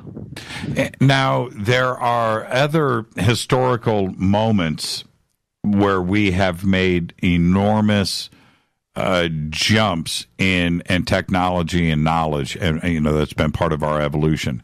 And we can go back to different specific instances of, say, fire or the wheel or the domestication of wheat or mathematics or astronomy, physics, mathematics. All of these, seminal moments throughout human history where some have suggested, we made ET contact. Others will say that it was information from God, from the heavens. Well, then there's the other part with each one of these where you could insert the word time traveler in there, right, and come up with the same results. What do you think about that? I think that's a likely possibility. I think that I was just chatting today with a guy who had visited a pyramid in Egypt and had noticed that one of the drawings on, or sort of, I guess, the art on the side of one of the rooms had an image of what looked like a transformer with electricity coming from it and something that looked like an electrical outlet. And he thought, well, is that just coincidence? Or because in ancient Egypt, this should not be something that exists? Or is that time travel? Or do we have sort of transformers and electricity because of information that's coming from some common other source that keeps coming back to us?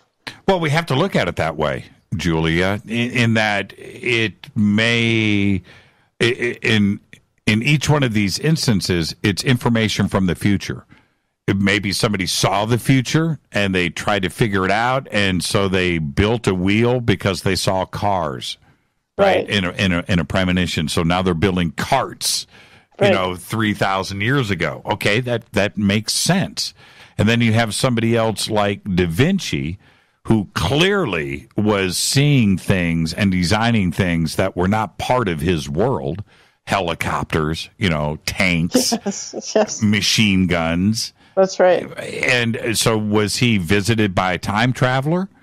Or did he have a premonition and precog of the future where he saw a future world and he was just trying to replicate it where he was at? But certainly something happened there that was magical, and I don't know which way to go with it. Well, and I'm not sure there's so much of a difference. I think it's almost, again, it's one of these things where if you're focused on time as this linear past, present, future, then there is a difference between receiving information from the future and a time traveler offering information, because it's like a direction of causality. Are you receiving, or are you on the end of an action? But in a way, those are the same thing. Well, and we haven't even, what is time to you? What's your definition of time? All right, let's get down to that. Yeah. Right. Yeah, what is time? And I used to have a good answer for that. And the more I learn, the more I have a really horrible answer for that, which is time is a multifaceted, time is not one thing. It's a multifaceted construct and experience, and with many components that seem to be related in some way, but not always. So there's experiential components like order, like A came before B, and there's experiential components like duration. So this conversation lasts a certain amount of time. And there's experiential components like synchrony, like this came at the same time as that, or not, which is similar but not exactly the same as order. And so those are sort of experiential components. And then there's the construct components about, okay, so if one thing can become before another thing, that means things come at different times. And if things come at different times, that means there's some time that's we're going to label now. And that's different from other times. And if there are other times that are not now, we're going to call the one that we remember the past, and we're going to call the one that we don't generally remember the future. And if there's the past and the future, then that means there's some kind of progression. Now, we don't really know that there's any kind of progression. We don't really know that the past and future actually exist. But these are sort of constructs that we draw from our daily experience, sort of the folk wisdom of time. And then there's these physical things that we could sort of look at and pretend we're a fly on the wall and watch as if being an observer doesn't affect anything, which is false. But let's say we do that. Then we could develop these sort of, we might want to call them other concepts or other constructs about time. But the problem is they're all in the context of our perception. So they're all in the context of these experiential pieces. So time is almost like time is almost like saying the same thing as experience. I mean, it's very hard to differentiate what someone means when they say experience if they don't mean basically feeling time as it goes by. I don't know the difference between those two things. I know. This is my take. I just want the audience to, as simple as it may be. Yeah. Time to me is just a watch. That's what time is. Time is a clock. Time is something that we were given to measure. That's it. And without clocks or watches to remind us of what time it is or how much time has passed or how we can anticipate how long the next hour is going to be is only because of clocks and watches, the mechanical representation of it. Other than that, time doesn't really exist because time is different to everybody. If you try to have somebody gauge how much time has passed, it's all relative to that individual, and nobody is right about it. And if you take the sun out of it, right? If you take the sun out of it and put somebody in a room without any clocks in it, it's different. They're not going to even have a clue to what's really going on.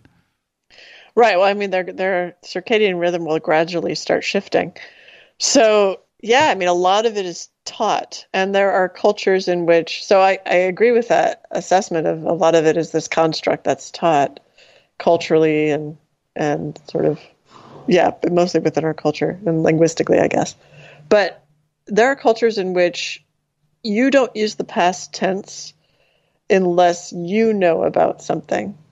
So as soon as you know about something, then it goes in your past tense. But if someone else doesn't know about it, it's still in their present tense. So it's like if I asked you who won the Detroit Tigers game, you might say, or I could say who will win, and you would understand that even though half an hour ago you figured out that the Detroit Tigers won.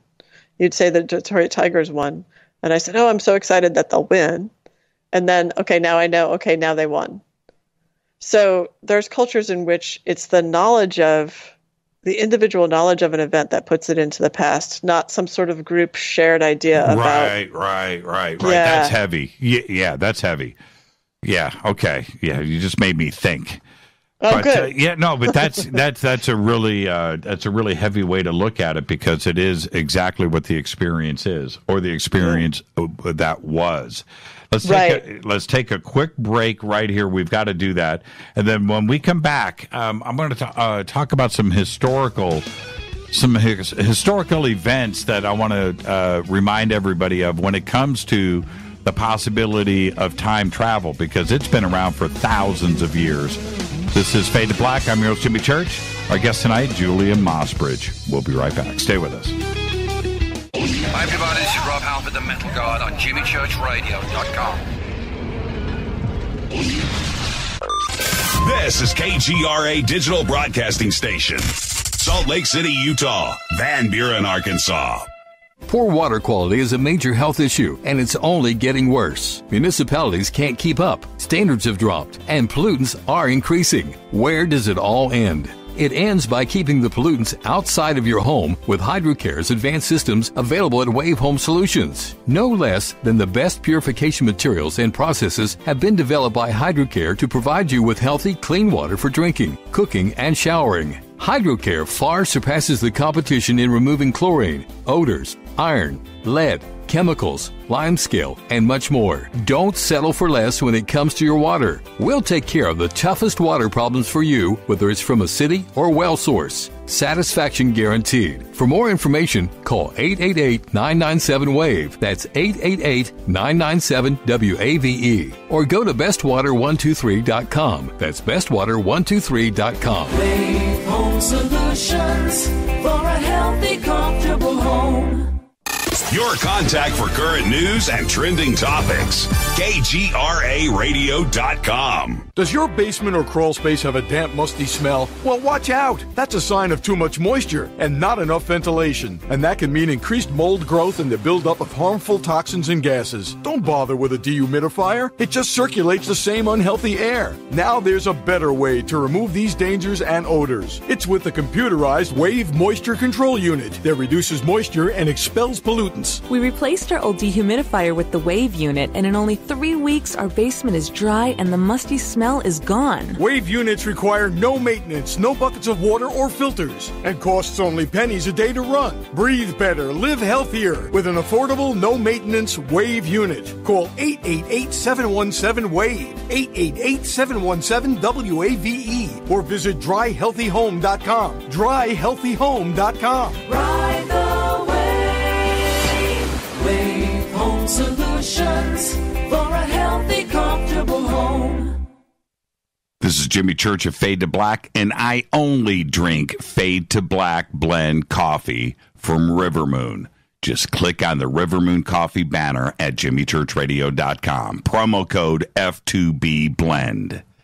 So are you tired of being tired? Well, then it's time to get the tea. Hey, it's Lisa here to tell you about this all-natural, all-organic tea I've been drinking that has had great results for over 20 years. It's called Life Change Tea, and it's specially formulated to help detoxify and cleanse your kidneys, liver, colon, and blood all at once.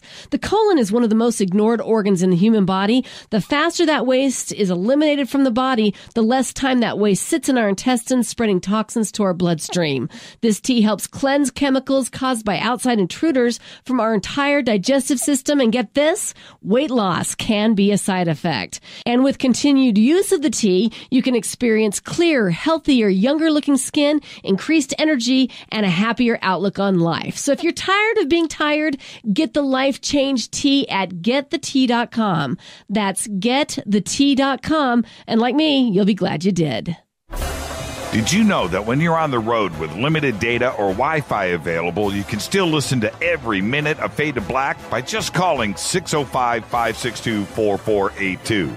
No smartphone, app, or internet needed. It saves your data plan and no extra cost if you have unlimited minutes.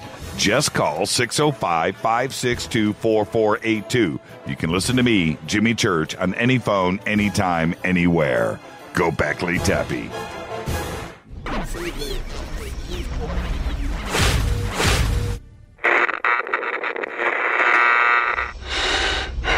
You want to know a secret? I love ponies.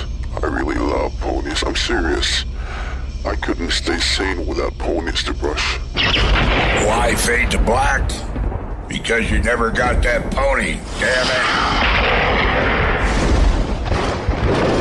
it. This is Fade to Black with Jimmy Church on the Game Changer Radio Network and KGRA, the Global Radio Alliance.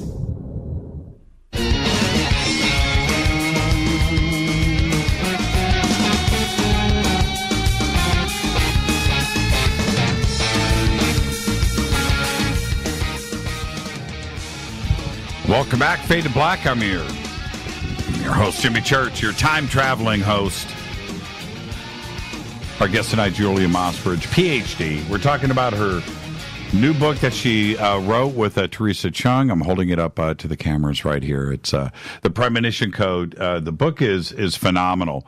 And time travel, Julia, I discuss on this show all the time. Going back to the very first broadcast of the show, it was one of my interests over the years.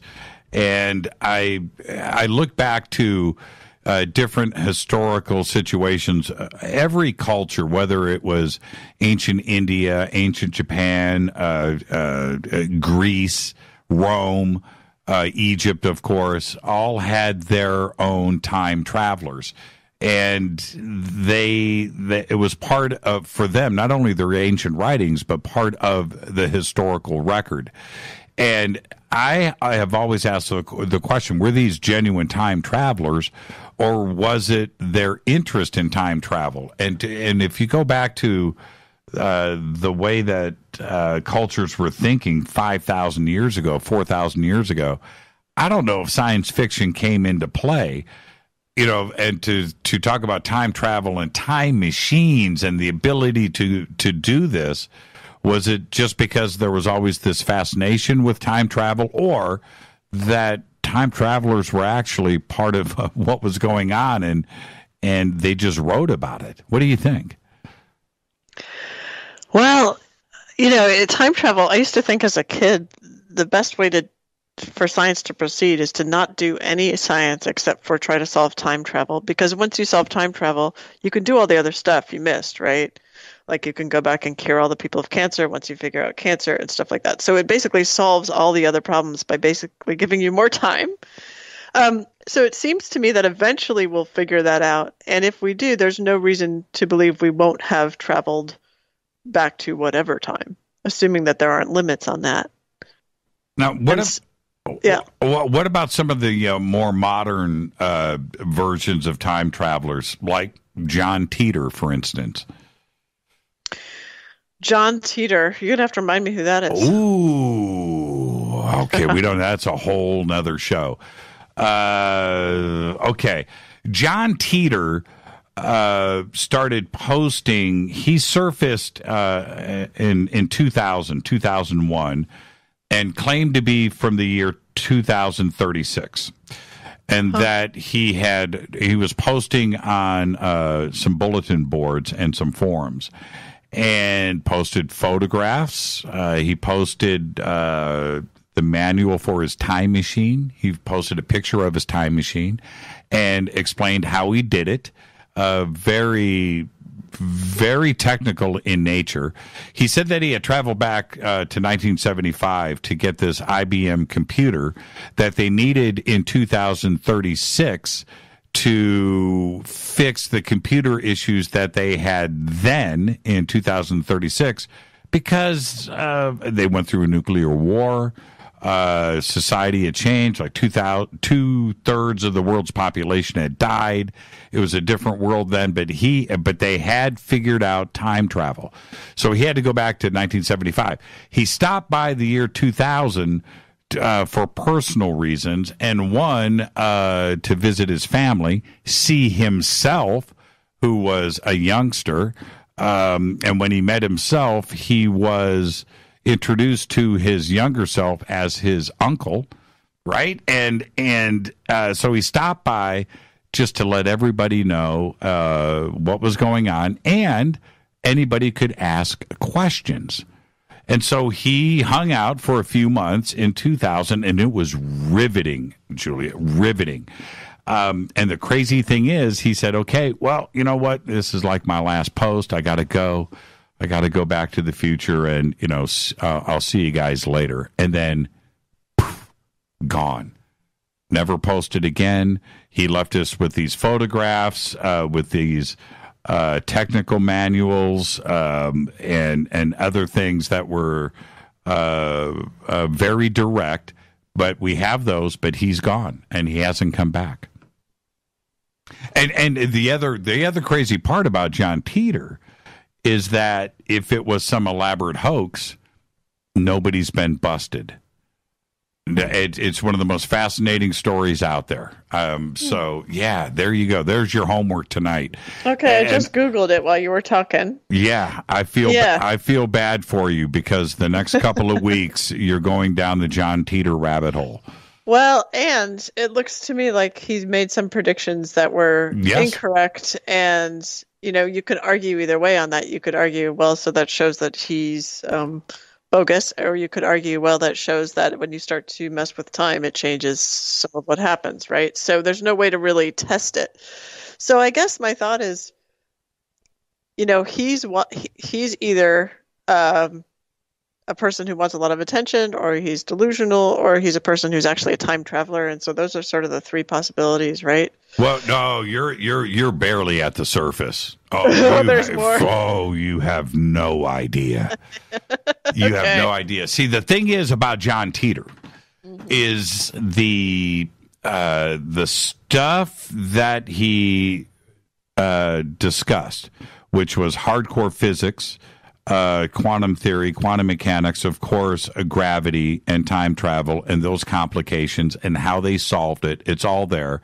But then you get into the computer aspects of it and the knowledge of the computer world, and going back to this 1975 computer, this IBM 5100, there's that part of it. Then you have the model making, somehow this time machine, the photographs are there. That was built. And the graphics, the design, and all of that. Then you have the design of the manuals and the technical writing that is involved there. And everything else that comes into play. It wasn't just one person. We're talking about a team of people to get all of this stuff done and the hoax pulled off. Nobody's been busted. Nobody's come forward. Where is the time machine? Let's say it was a hoax. Well, somebody would have surfaced by now going, here's the time machine. This is how we did it. We built it like this. We did the graphics here. This is how we took the photographs. This is how we did the laser stuff. This is how we did this. And this is how we did the science. This is how we did the physics of it. But nobody's been caught. Nobody's been caught. So it's if it was a hoax, it wouldn't have been one person. So if you were, let's say it's real. I mean, I don't know anything about this, so I'm just shooting from the hip. But let's say it's real. We need to think about what are the motivations about him revealing his status, because I'm sure if we get time travel down for physical time travel, people will have traveled here who haven't revealed their status. So what is it?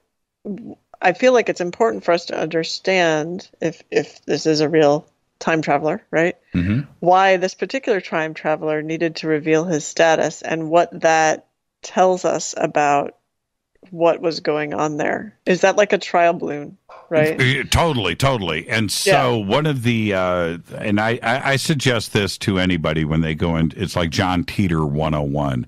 The first thing that you have to do to take it all in is look at his post. So go back to the original post. Hello, it's me. I'm here. I'm a time traveler. Ask me any question you want. Go back to that first post and go through all of the threads and go through each one and see how he interacted with everybody and answered their questions. He dealt with paradoxes. He dealt with not only the possibility of his predictions being wrong or right, but how he dealt with it with alternative timelines. There's that part of it. And then the other thing that, and all of this is in his post, when he's got a time machine. So if you go and he talked about physically what happens, when he time travels, all of the stuff that he dealt with gravity and the positioning and how you ended up on terra firma and not in the middle of the ocean or out in the middle of space floating around, right? Because the Earth is moving. And so he talked about that science of it in a way that nobody had dealt with time machines or time travel in the past. And it was in such a direct manner that it forced everybody to step back and go, well, man, this has got to be real. Because it had never been discussed before. It's a very interesting situation. Now, again, he's never been busted, right? Nobody has been able to figure this out. Some think that they have, but it's none of it is concrete. It's very interesting. It's one of the crazy.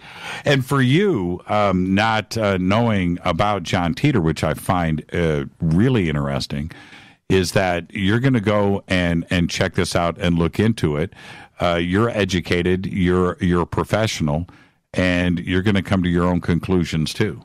So I can't wait to talk to you in the future about John Titor. Cool. All right. Well, so I will check it out. But I think that what's it's intriguing to think about sort of the motivations behind things. And so one can imagine if there's some kind of, if we figure out physical time travel that includes sort of containing your emotions, your consciousness, your memories, basically taking you physically back in time, that there will be people who come back for egoic reasons and people who come back for utilitarian reasons and people that come back for sort of self-transcendent reasons. And so all just like there's people who do all sorts of different things for different motivations now. And so I'm just curious about what are the motivations to reveal your status as a time traveler. How is that an egoic sort of I know more than you do kind of thing, or are there actual? Yeah, I think it's really important to think about that. Well, and you brought this up at the beginning of the show. If you are a time traveler, do you want to reveal who you are? Look, if you being who you are today, and you went back to Jerusalem to the crucifixion, you're going to stand out, right? And and that's it. You've got to figure out a way not to blend in with society, but not to be seen at all whatsoever. You don't want to blend in. You don't want to be seen at all. Right. That's it. That your life would end at that point. But today there was a couple of well, I'll just get specific. The Rendlesham Forest UFO incident that happened in the early 80s, 1980.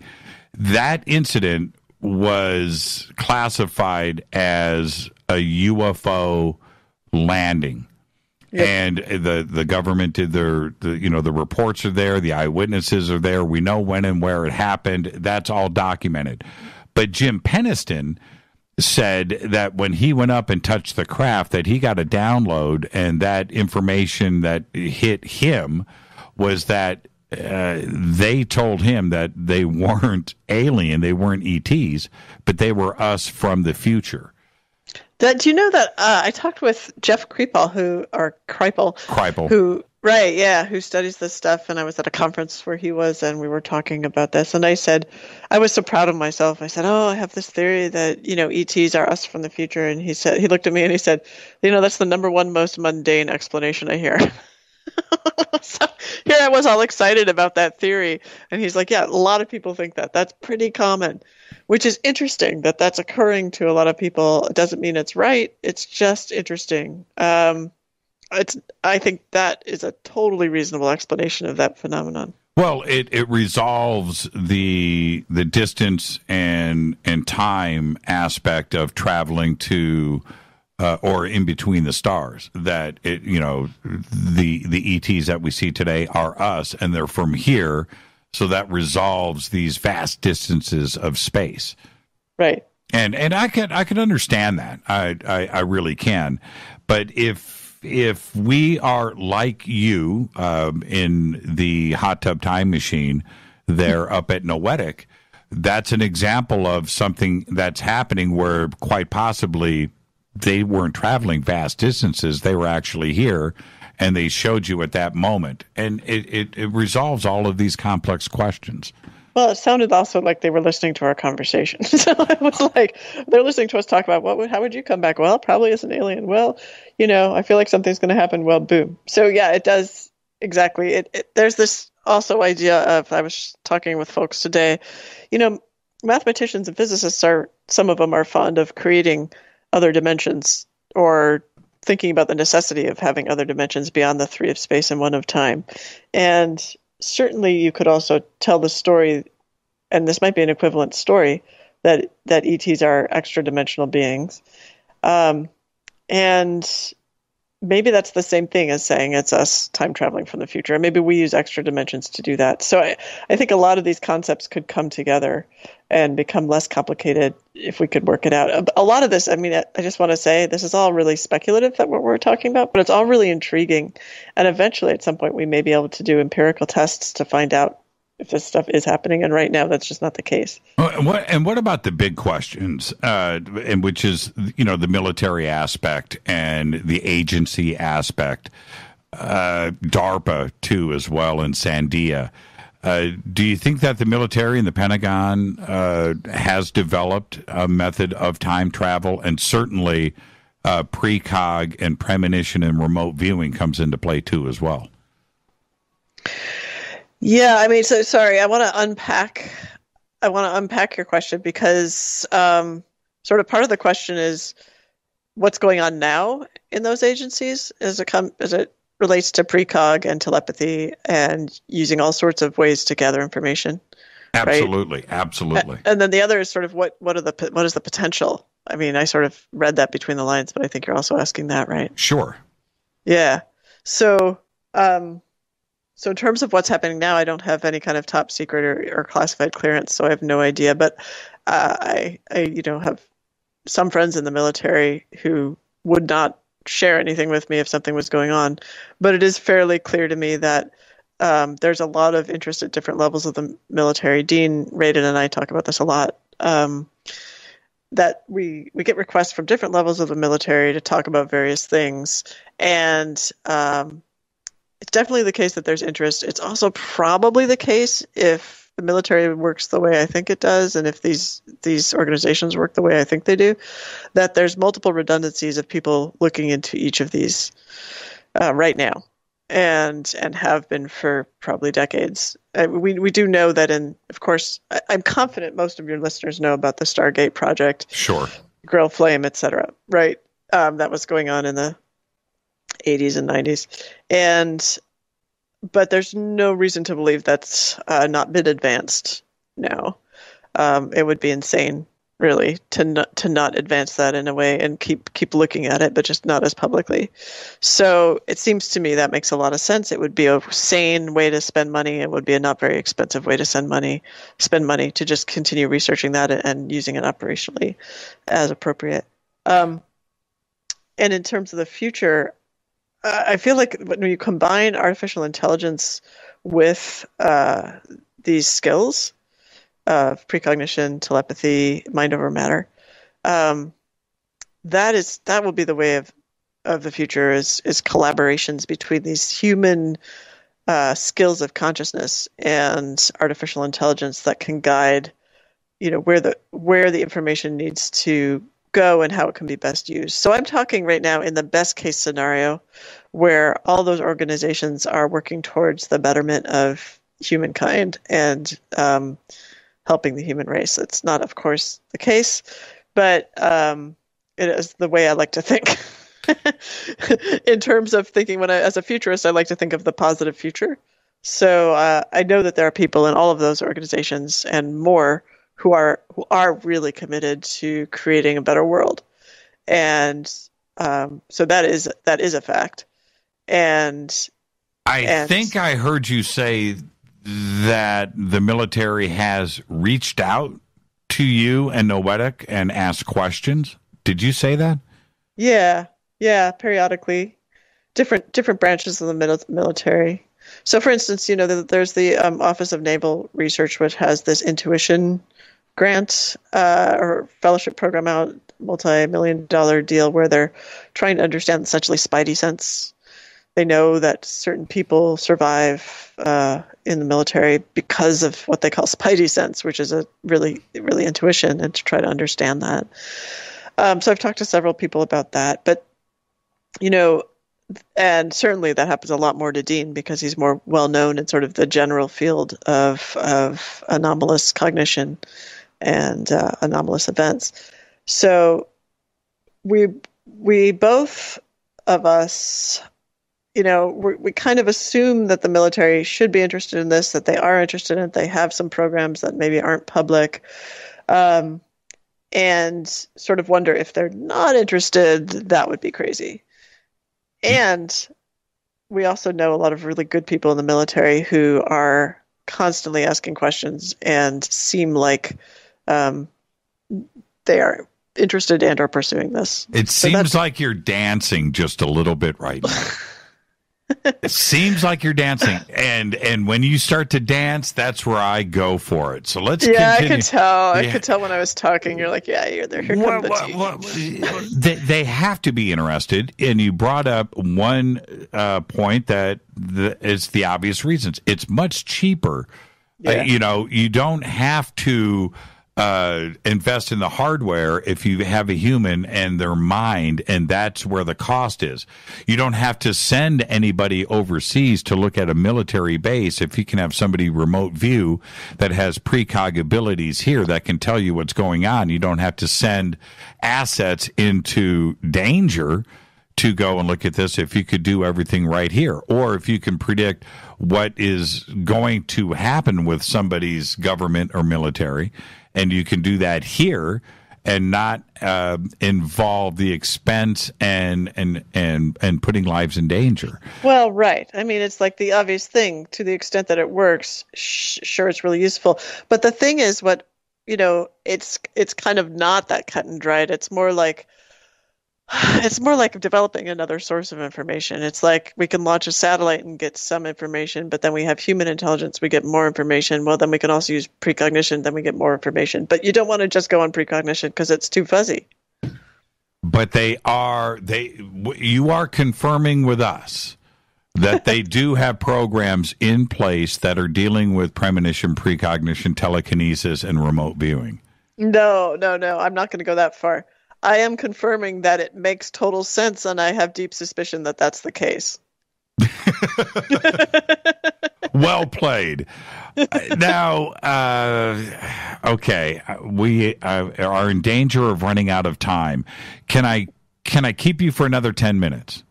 Oh, yeah, whatever you want. It's delightful. Because I want to talk about the Mandela effect.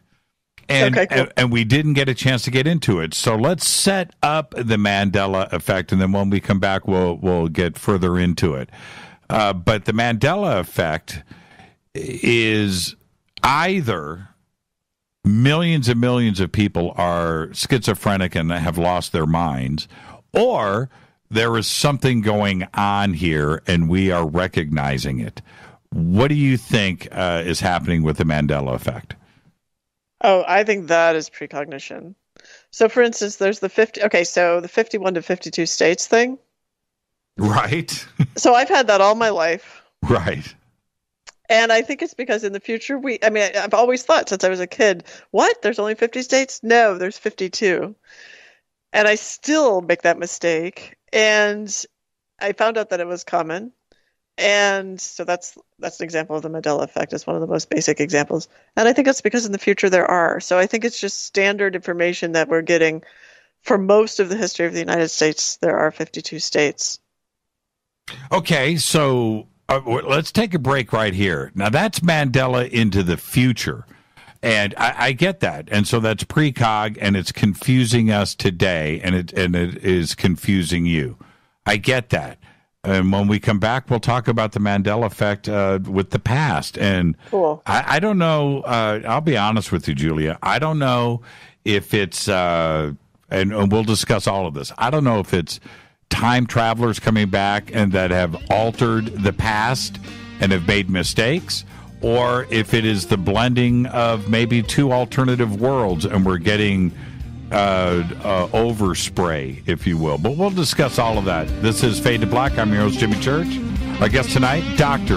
Julia Mossbridge. We'll be right back. Stay with us.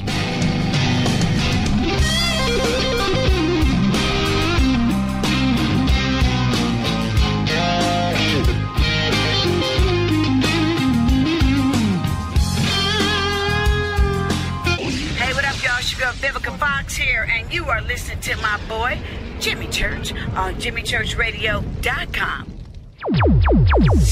Despite popular opinion, reading a book will not make you smarter. But listening to Jimmy Church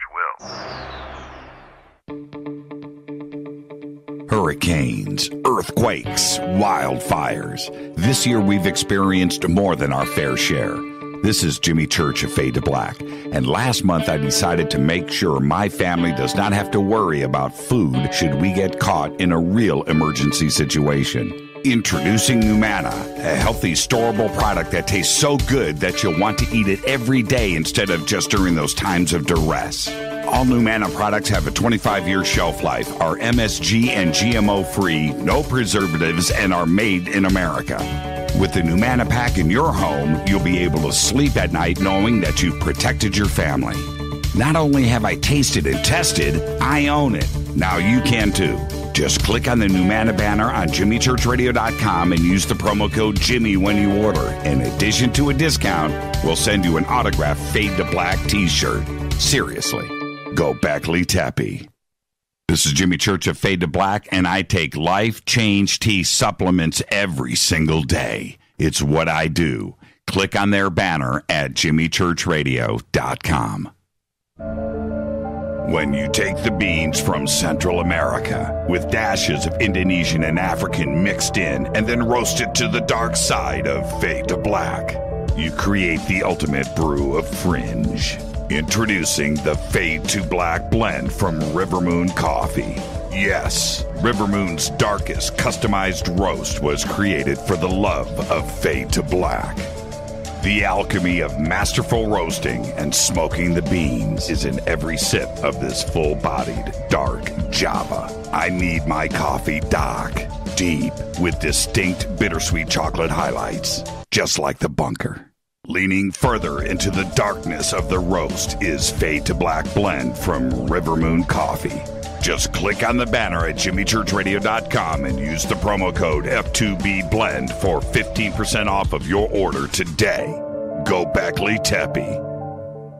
Hi, folks. CBD is the home run hitter for health right now. Why, you ask? Because of what it does for the body. Unfortunately, I can't tell you all about the benefit. You know, there's reasons. Do your due diligence and log on to AncientLifeOil.com. That's AncientLifeOil.com. Ancient Life Oil uses organic ingredients and is blended in coconut oil for some of the best benefits. Legal in 50 states and non-psychoactive. Log on to AncientLifeOil.com. That's AncientLifeOil.com. This is Jimmy Church of Fade to Black, and my family is safe because of Numana Emergency Food Storage. Just go to the Numana banner at JimmyChurchRadio.com. Promo code Jimmy10. Are you intrigued by paranormal talk radio? You'll love the new paranormal radio app from TalkStream Live. You'll find a great selection of talk shows covering UFOs, ghosts, strange phenomena, and much more. Download the paranormal radio app now and start listening to the very best in paranormal talk entertainment, including the network you're listening to right now, the Paranormal Radio app, free in Google Play and the iOS App Store. This is Erica, Brittany, Gabby, and you're listening to JimmyChurchRadio.com. It's not a lifestyle we chose. We were born this way. KGRARadio.com.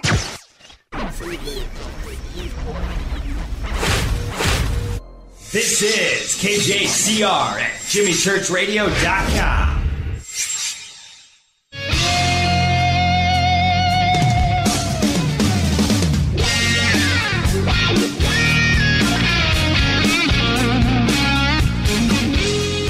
Welcome back. Fade to Black, doing a little overtime with our guest tonight, Dr. Julia Mossbridge. We're talking about her book, The Premonition Code.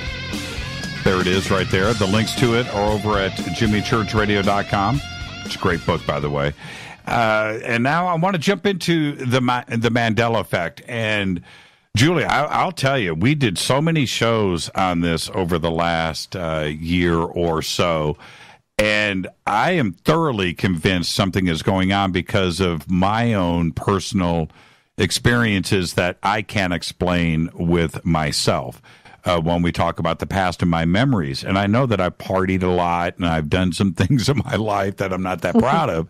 But I've had very, very clear, distinct memories on things that turn out that they weren't the way that I remember them. And they're very significant. And I could almost quiz you right now on the Mandela effect. And I'm not even so sure that you'll pass the quiz. And, I'm not sure either. Yeah. You want to do it? Well, I could. Okay. The Monopoly Man. Does he have a monocle or not? Oh, yeah, right. Yes or no? Yeah, he does. No, he doesn't. Yeah. Okay. Yeah. Now, the song "We Are the Champions" by Queen. Yeah. You know the song. You've sung it your entire life. Yeah. Right? And during the song and at the end where "We are the champions," what's the next line? My friend. And we'll keep on fighting till the end. There is none. It just ends you mean with at the end where it champions. goes, "We are the champions," and it just kind of fades off? Yeah, that's true. Well, no, I just reminded you of that.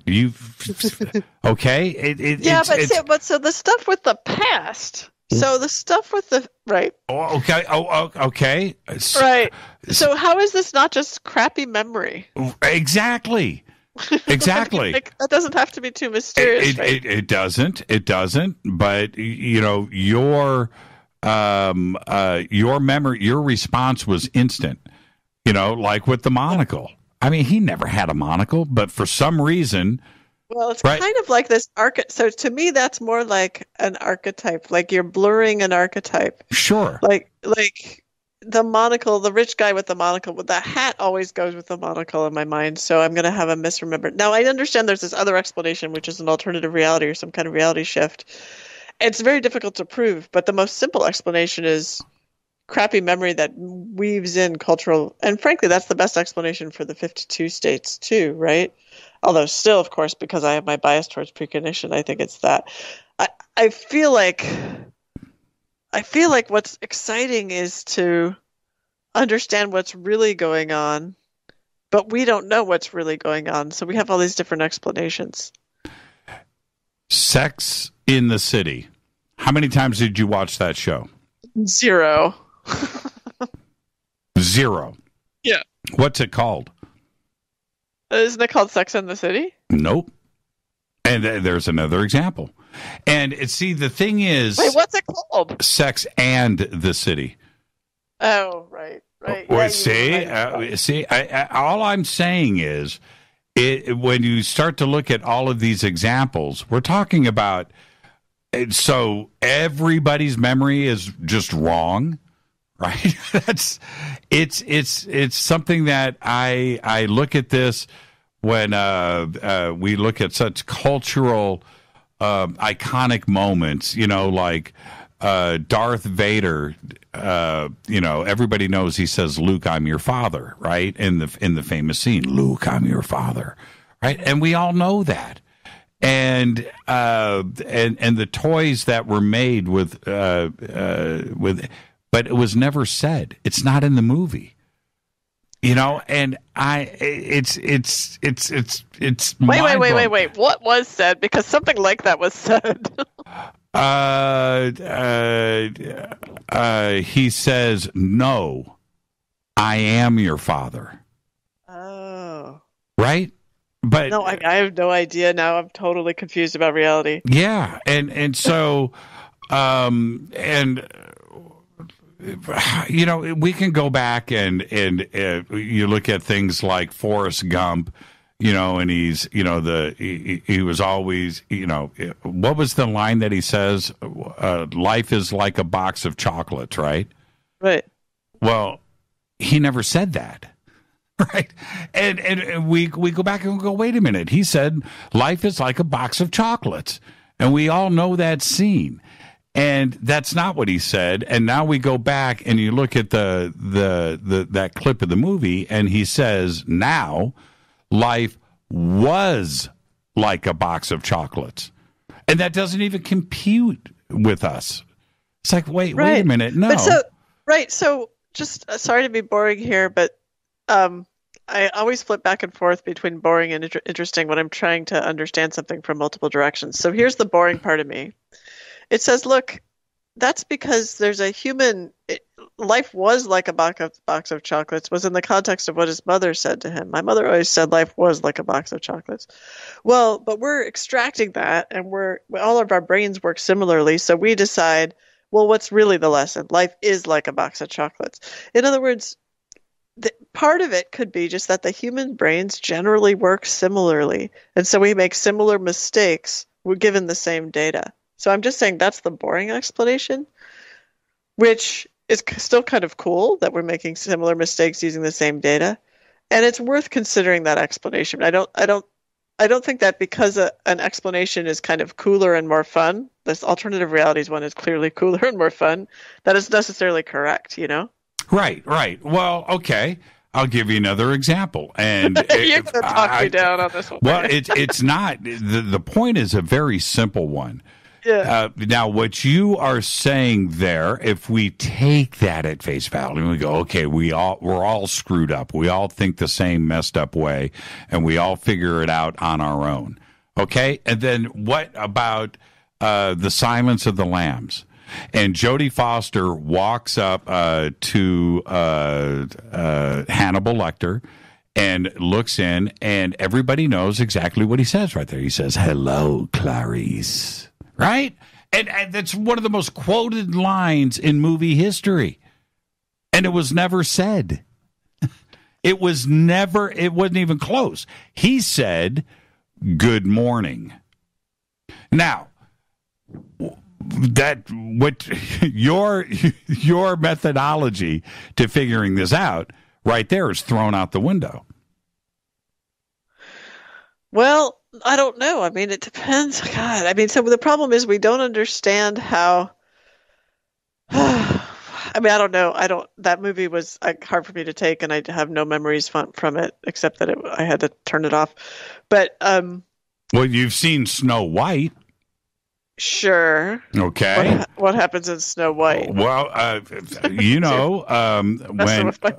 the evil stepmother, right, goes up and says what in the mirror? Mirror, mirror on the wall, who's the fairest of them all, right? That's right. It was never said. Well, come on, something like that was said. So what is it that was said? I see, but that's exactly the point. You know, what she says is magic mirror on the wall. But all I'm saying is something is changing I could go on and on and on and on. So what? Right. So one explanation is that something is changing all their memories, and maybe it's time. I mean, like, I get the argument now. It's kind of like maybe there's time travel, and these small things have shifted, and we who have experienced this other reality are sort of stuck in this different time stream. So I get that. That's kind of the argument. That's a cool argument. I don't know. Those kinds of explanations to me, I'm not. Okay. My favorite peanut butter growing up was Jiffy. That's what I preferred. And I preferred Jiffy extra creamy. That was my thing. And I ate it all the time. Did you ever have Jiffy peanut butter? No, my mother wouldn't buy it, and it was called Jif, I think. You think so? Are you sure? I think it was called Jif. I think it was called Jif. Yeah, my mother wouldn't buy it, and so I was just like, I was jealous of the kids who got to eat Jif. Right. But see, it's possible, right? So I'm trying to. So I think you're saying which is correct, by the way. See, you don't know. No. See, and again, it just messes. It just messes with me. And when we look at things like Interview with a Vampire, which I read the book and saw the movie and was a big fan of Anne Rice, and when I find out that it was an interview with it wasn't Interview with a Vampire, it's Interview with the Vampire. I had to go back and get the book and look, because there was just no way that could be. So I don't understand. And when we look at as a whole, I could refer to Twitter right now, and I am sure that everybody is giving their examples. Like, one of the ones that stumped me was, what year was the Challenger disaster? Do you remember where you were for the Challenger disaster that morning? Yeah, I was in 4th grade looking at it. Yeah. So what year was the 4th grade for you? So let's see, I was like 10, so that was 1979. Okay. Are you ready? No, what year was it? 1985. What? That's right. What year was it for you? For me, it was, I thought it was 1984. 1985, I would have been in high school, but I was sitting in my middle school, like either 4th or 5th grade classroom. Mm-hmm. Exactly. And when I was hit with that, I know exactly where I was that morning because I know. I want to discuss you in a second. For me, I had driven my lead singer to work because he didn't have a car. And he only lived with me for 3 months. And I came home after driving him to work, and I turned on the TV, and I watched it. And to have it turn out to be, hold on for a second. Let's just go to Challenger. Hold on, I just looked it up. January 20th, 1986? Yeah, 1986. I thought it was 1985. Now, and I have my reasons for 1985 because I know where I was. And as it turns out, it happened a year later than my memory. You're saying 1979, and you specifically remember it in the 4th grade. Well, I remember being in that teacher's classroom. I mean, even if I misremembered by 4 years and I was in 8th grade, I was not in high school. That's a completely different school. I mean, 1986 is the year before I graduated high school. And you remember seeing this in the 4th grade in as a very specific class. But let's assume my memory's wrong and it's 8th grade because that was the same school. But still, that schoolroom is a completely different school than my high school. I mean, it's just not the same building. I'm just saying, this is bothering me. I know. I can't explain it. So do other people have the experience of that? What range of times do other people have? Yeah, exactly. I've had people tell me it was, it's like pick a year, and I've had, I had a caller call in, Julia, check this out. I had a caller call in and say that they specifically remember being in science class, watching the shuttle launch, in 7th grade in what, it's like pick a year, right? 1982, 1983. And it was only at that. And they know exactly where they were at that moment, just like I do. And it has nothing to do with, January of 1986, because that puts them in another school, in another state, in another city, and that would be impossible. And for you to go directly at 1979, you said 4th grade, 1979. Yeah. So when I tell you it was 1986, 7 years later, I can't explain this. I just can't. And we can go with faulty memory or trying to figure stuff out. But for you, you're a professional educator. This is what you do. You've gone through, you have PhD in your name, following your name.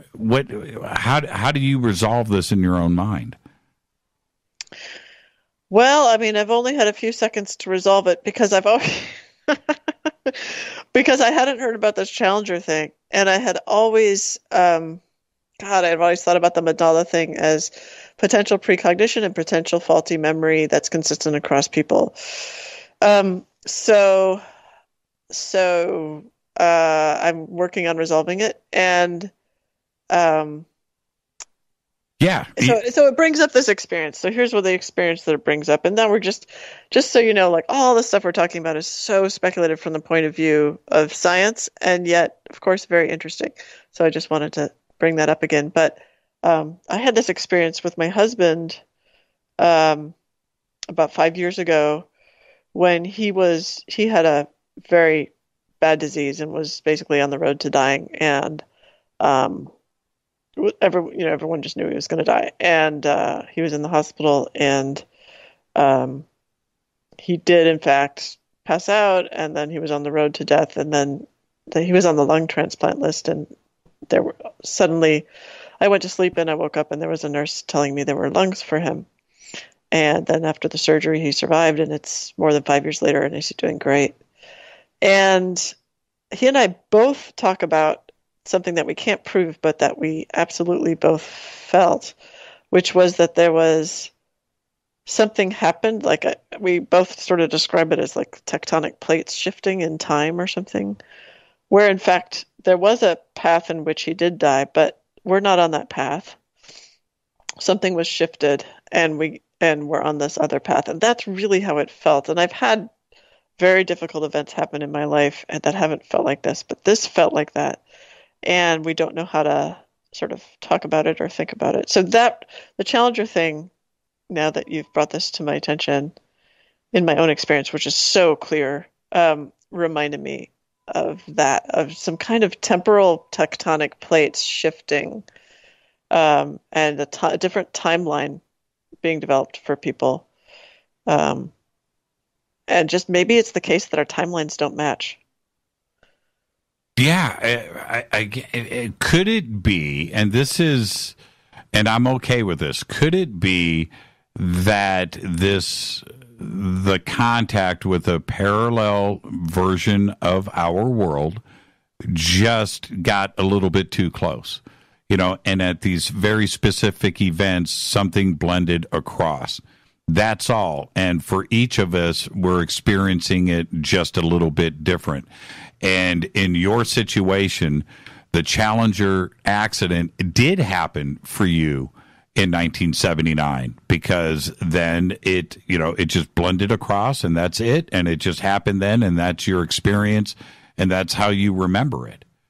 Yeah. So, and I'm okay with that, but I would rather have that be the case than everybody be crazy, right? That's the part that I don't want to have, that we're all remembering things wrong. Well, then we have to sit here and question everything about our past, our fondest memories, and these things. Well, I mean, we definitely don't have perfect memory. We definitely need to question and not assume that all of our memories are correct. Definitely. But when you have an important event like that, these kind of important events, you remember where you were. I remember where I was when Reagan was shot. These kind of world events you remember. Mm-hmm. What year was he? What year was he shot? God. You remember where you were? I was at my friend's house, so I don't remember the year. I remember I was at my friend Jane's house, and I used to play with Jane in. Let's see. It must have been. Don't Google it. Don't I'm you not. dare. I'm not. I'm just sitting here trying to remember. I would play with her, and how old was I? God, I think it was like 1980. Well, I know where I was. I was in Fort Lauderdale my senior year. I was down there for spring break. And so that would have been February, March 1981. Okay. So when was he shot? When was Reagan shot? Let's look it up. Let's actually look it up now. Reagan. March 30th, 1981. Nice. Yeah. Okay. So I believe you, because my year was a question mark. Okay, so that one doesn't, for both of us, that doesn't seem to be different. I mean, I don't know. So the idea, this brings us back to this whole thing, which is that the construct of time, the idea that just because we tend to sort of agree that today is, Wednesday, in the Western Hemisphere still, doesn't necessarily mean that everyone's having the same timeline or sharing the same timeline. So this is interesting. I never thought of the Mandela effect as sort of a general demonstration of that people might not share the same timeline, but that's cool. Yeah, and okay, I'll throw one more out at you. We've got 1 minute left. Okay. The JFK assassination. Don't look it up. Don't look at any pictures. Don't do anything. Okay. Okay, we all know it was a black convertible Lincoln Continental, right? Okay, I don't know that because I don't have a sense of that. Okay, well, okay. How many people were in the car when he was shot? I thought 3. Okay, I'm cool with that. I don't know what the answer is. Do you? 6. Really? Exactly. Now, when a caller called in one night and hit me with that, and I know. How many people did you say? I said 4. Uh-huh. I went with 4, 2 in the front seat, 2 in the back seat. Of course, Jackie and JFK were in the back seat. 6. It was 6. You had 2 Secret Service guys in the front. You had John Connolly and his wife in 2 middle seats, which I don't remember, and JFK and Jackie O in the back. Oh, I see. Okay, right. That you can, I'm just thinking like a cognitive neuroscientist, that you can explain on. It's very unusual to have a convertible car that has 3 rows of seats. So you kind of edit out the middle row. You do, except for I've watched that Zapruder film like everybody else 8 bazillion and 52 times. Yeah. Right? And you go back, and now that you know that it's 6, and you go back and you watch the Zapruder, there's 6. It's, it's just obvious. But when I was asked this question live on the air, I immediately went 4, and I named the 4 that were in the car. And I just could not believe it when I went back and watched. And then I went, and there's a couple of mistakes that have happened. I've only got 1 minute left, Julia. But I went and looked at the Life article of the assassination, and they show his car, and it's a 4-seater, right? It's a 4-seater Lincoln, and it's not 6. And it's just like, well, I don't know. That's right. That's weird. Yeah. So what? Yeah. So I know. Okay. All right. Let's do this. First off, thank you so much. And we've got Dean on the show tomorrow night. I cannot wait for that. Oh, that's going to be so much fun. Yeah. Dean's great. Yeah, he is. I have not interviewed him, and I've wanted to do this for so many years, but tomorrow night, Dean Radin is here. The book is The Premonition Code. I know I've got links up for it over at jimmychurchradio.com, but your website, which is mossbridgeinstitute.com, and of course, thepremonitioncode.com, and everybody can get the books and read reviews and do everything right there, right? Absolutely. And you can practice, and you could be tested, and you can be in the Precognition Hall of Fame if you like. Jimmy, I just want to say, I love it when I get to be involved in a conversation that makes me think and in which I learn something. This makes me really happy. So thanks a lot. You made my day. Well, that's what I do. I do the same thing. I just want to learn something. I want to come away from the show. And if you and I do that, think about it. The audience did it right along with us, and that is the gift of doing these kinds of shows and having this kind of conversation. Thank you so much. Awesome. Thank you. And I'll talk to you soon, and I can't wait. Now, when next time you're on the show, we will be doing John Titor 101. Yes, we will. I'll talk to you so much, and I'll see you soon. And tomorrow night, Dean Radin is here. Thank you so much, Julia.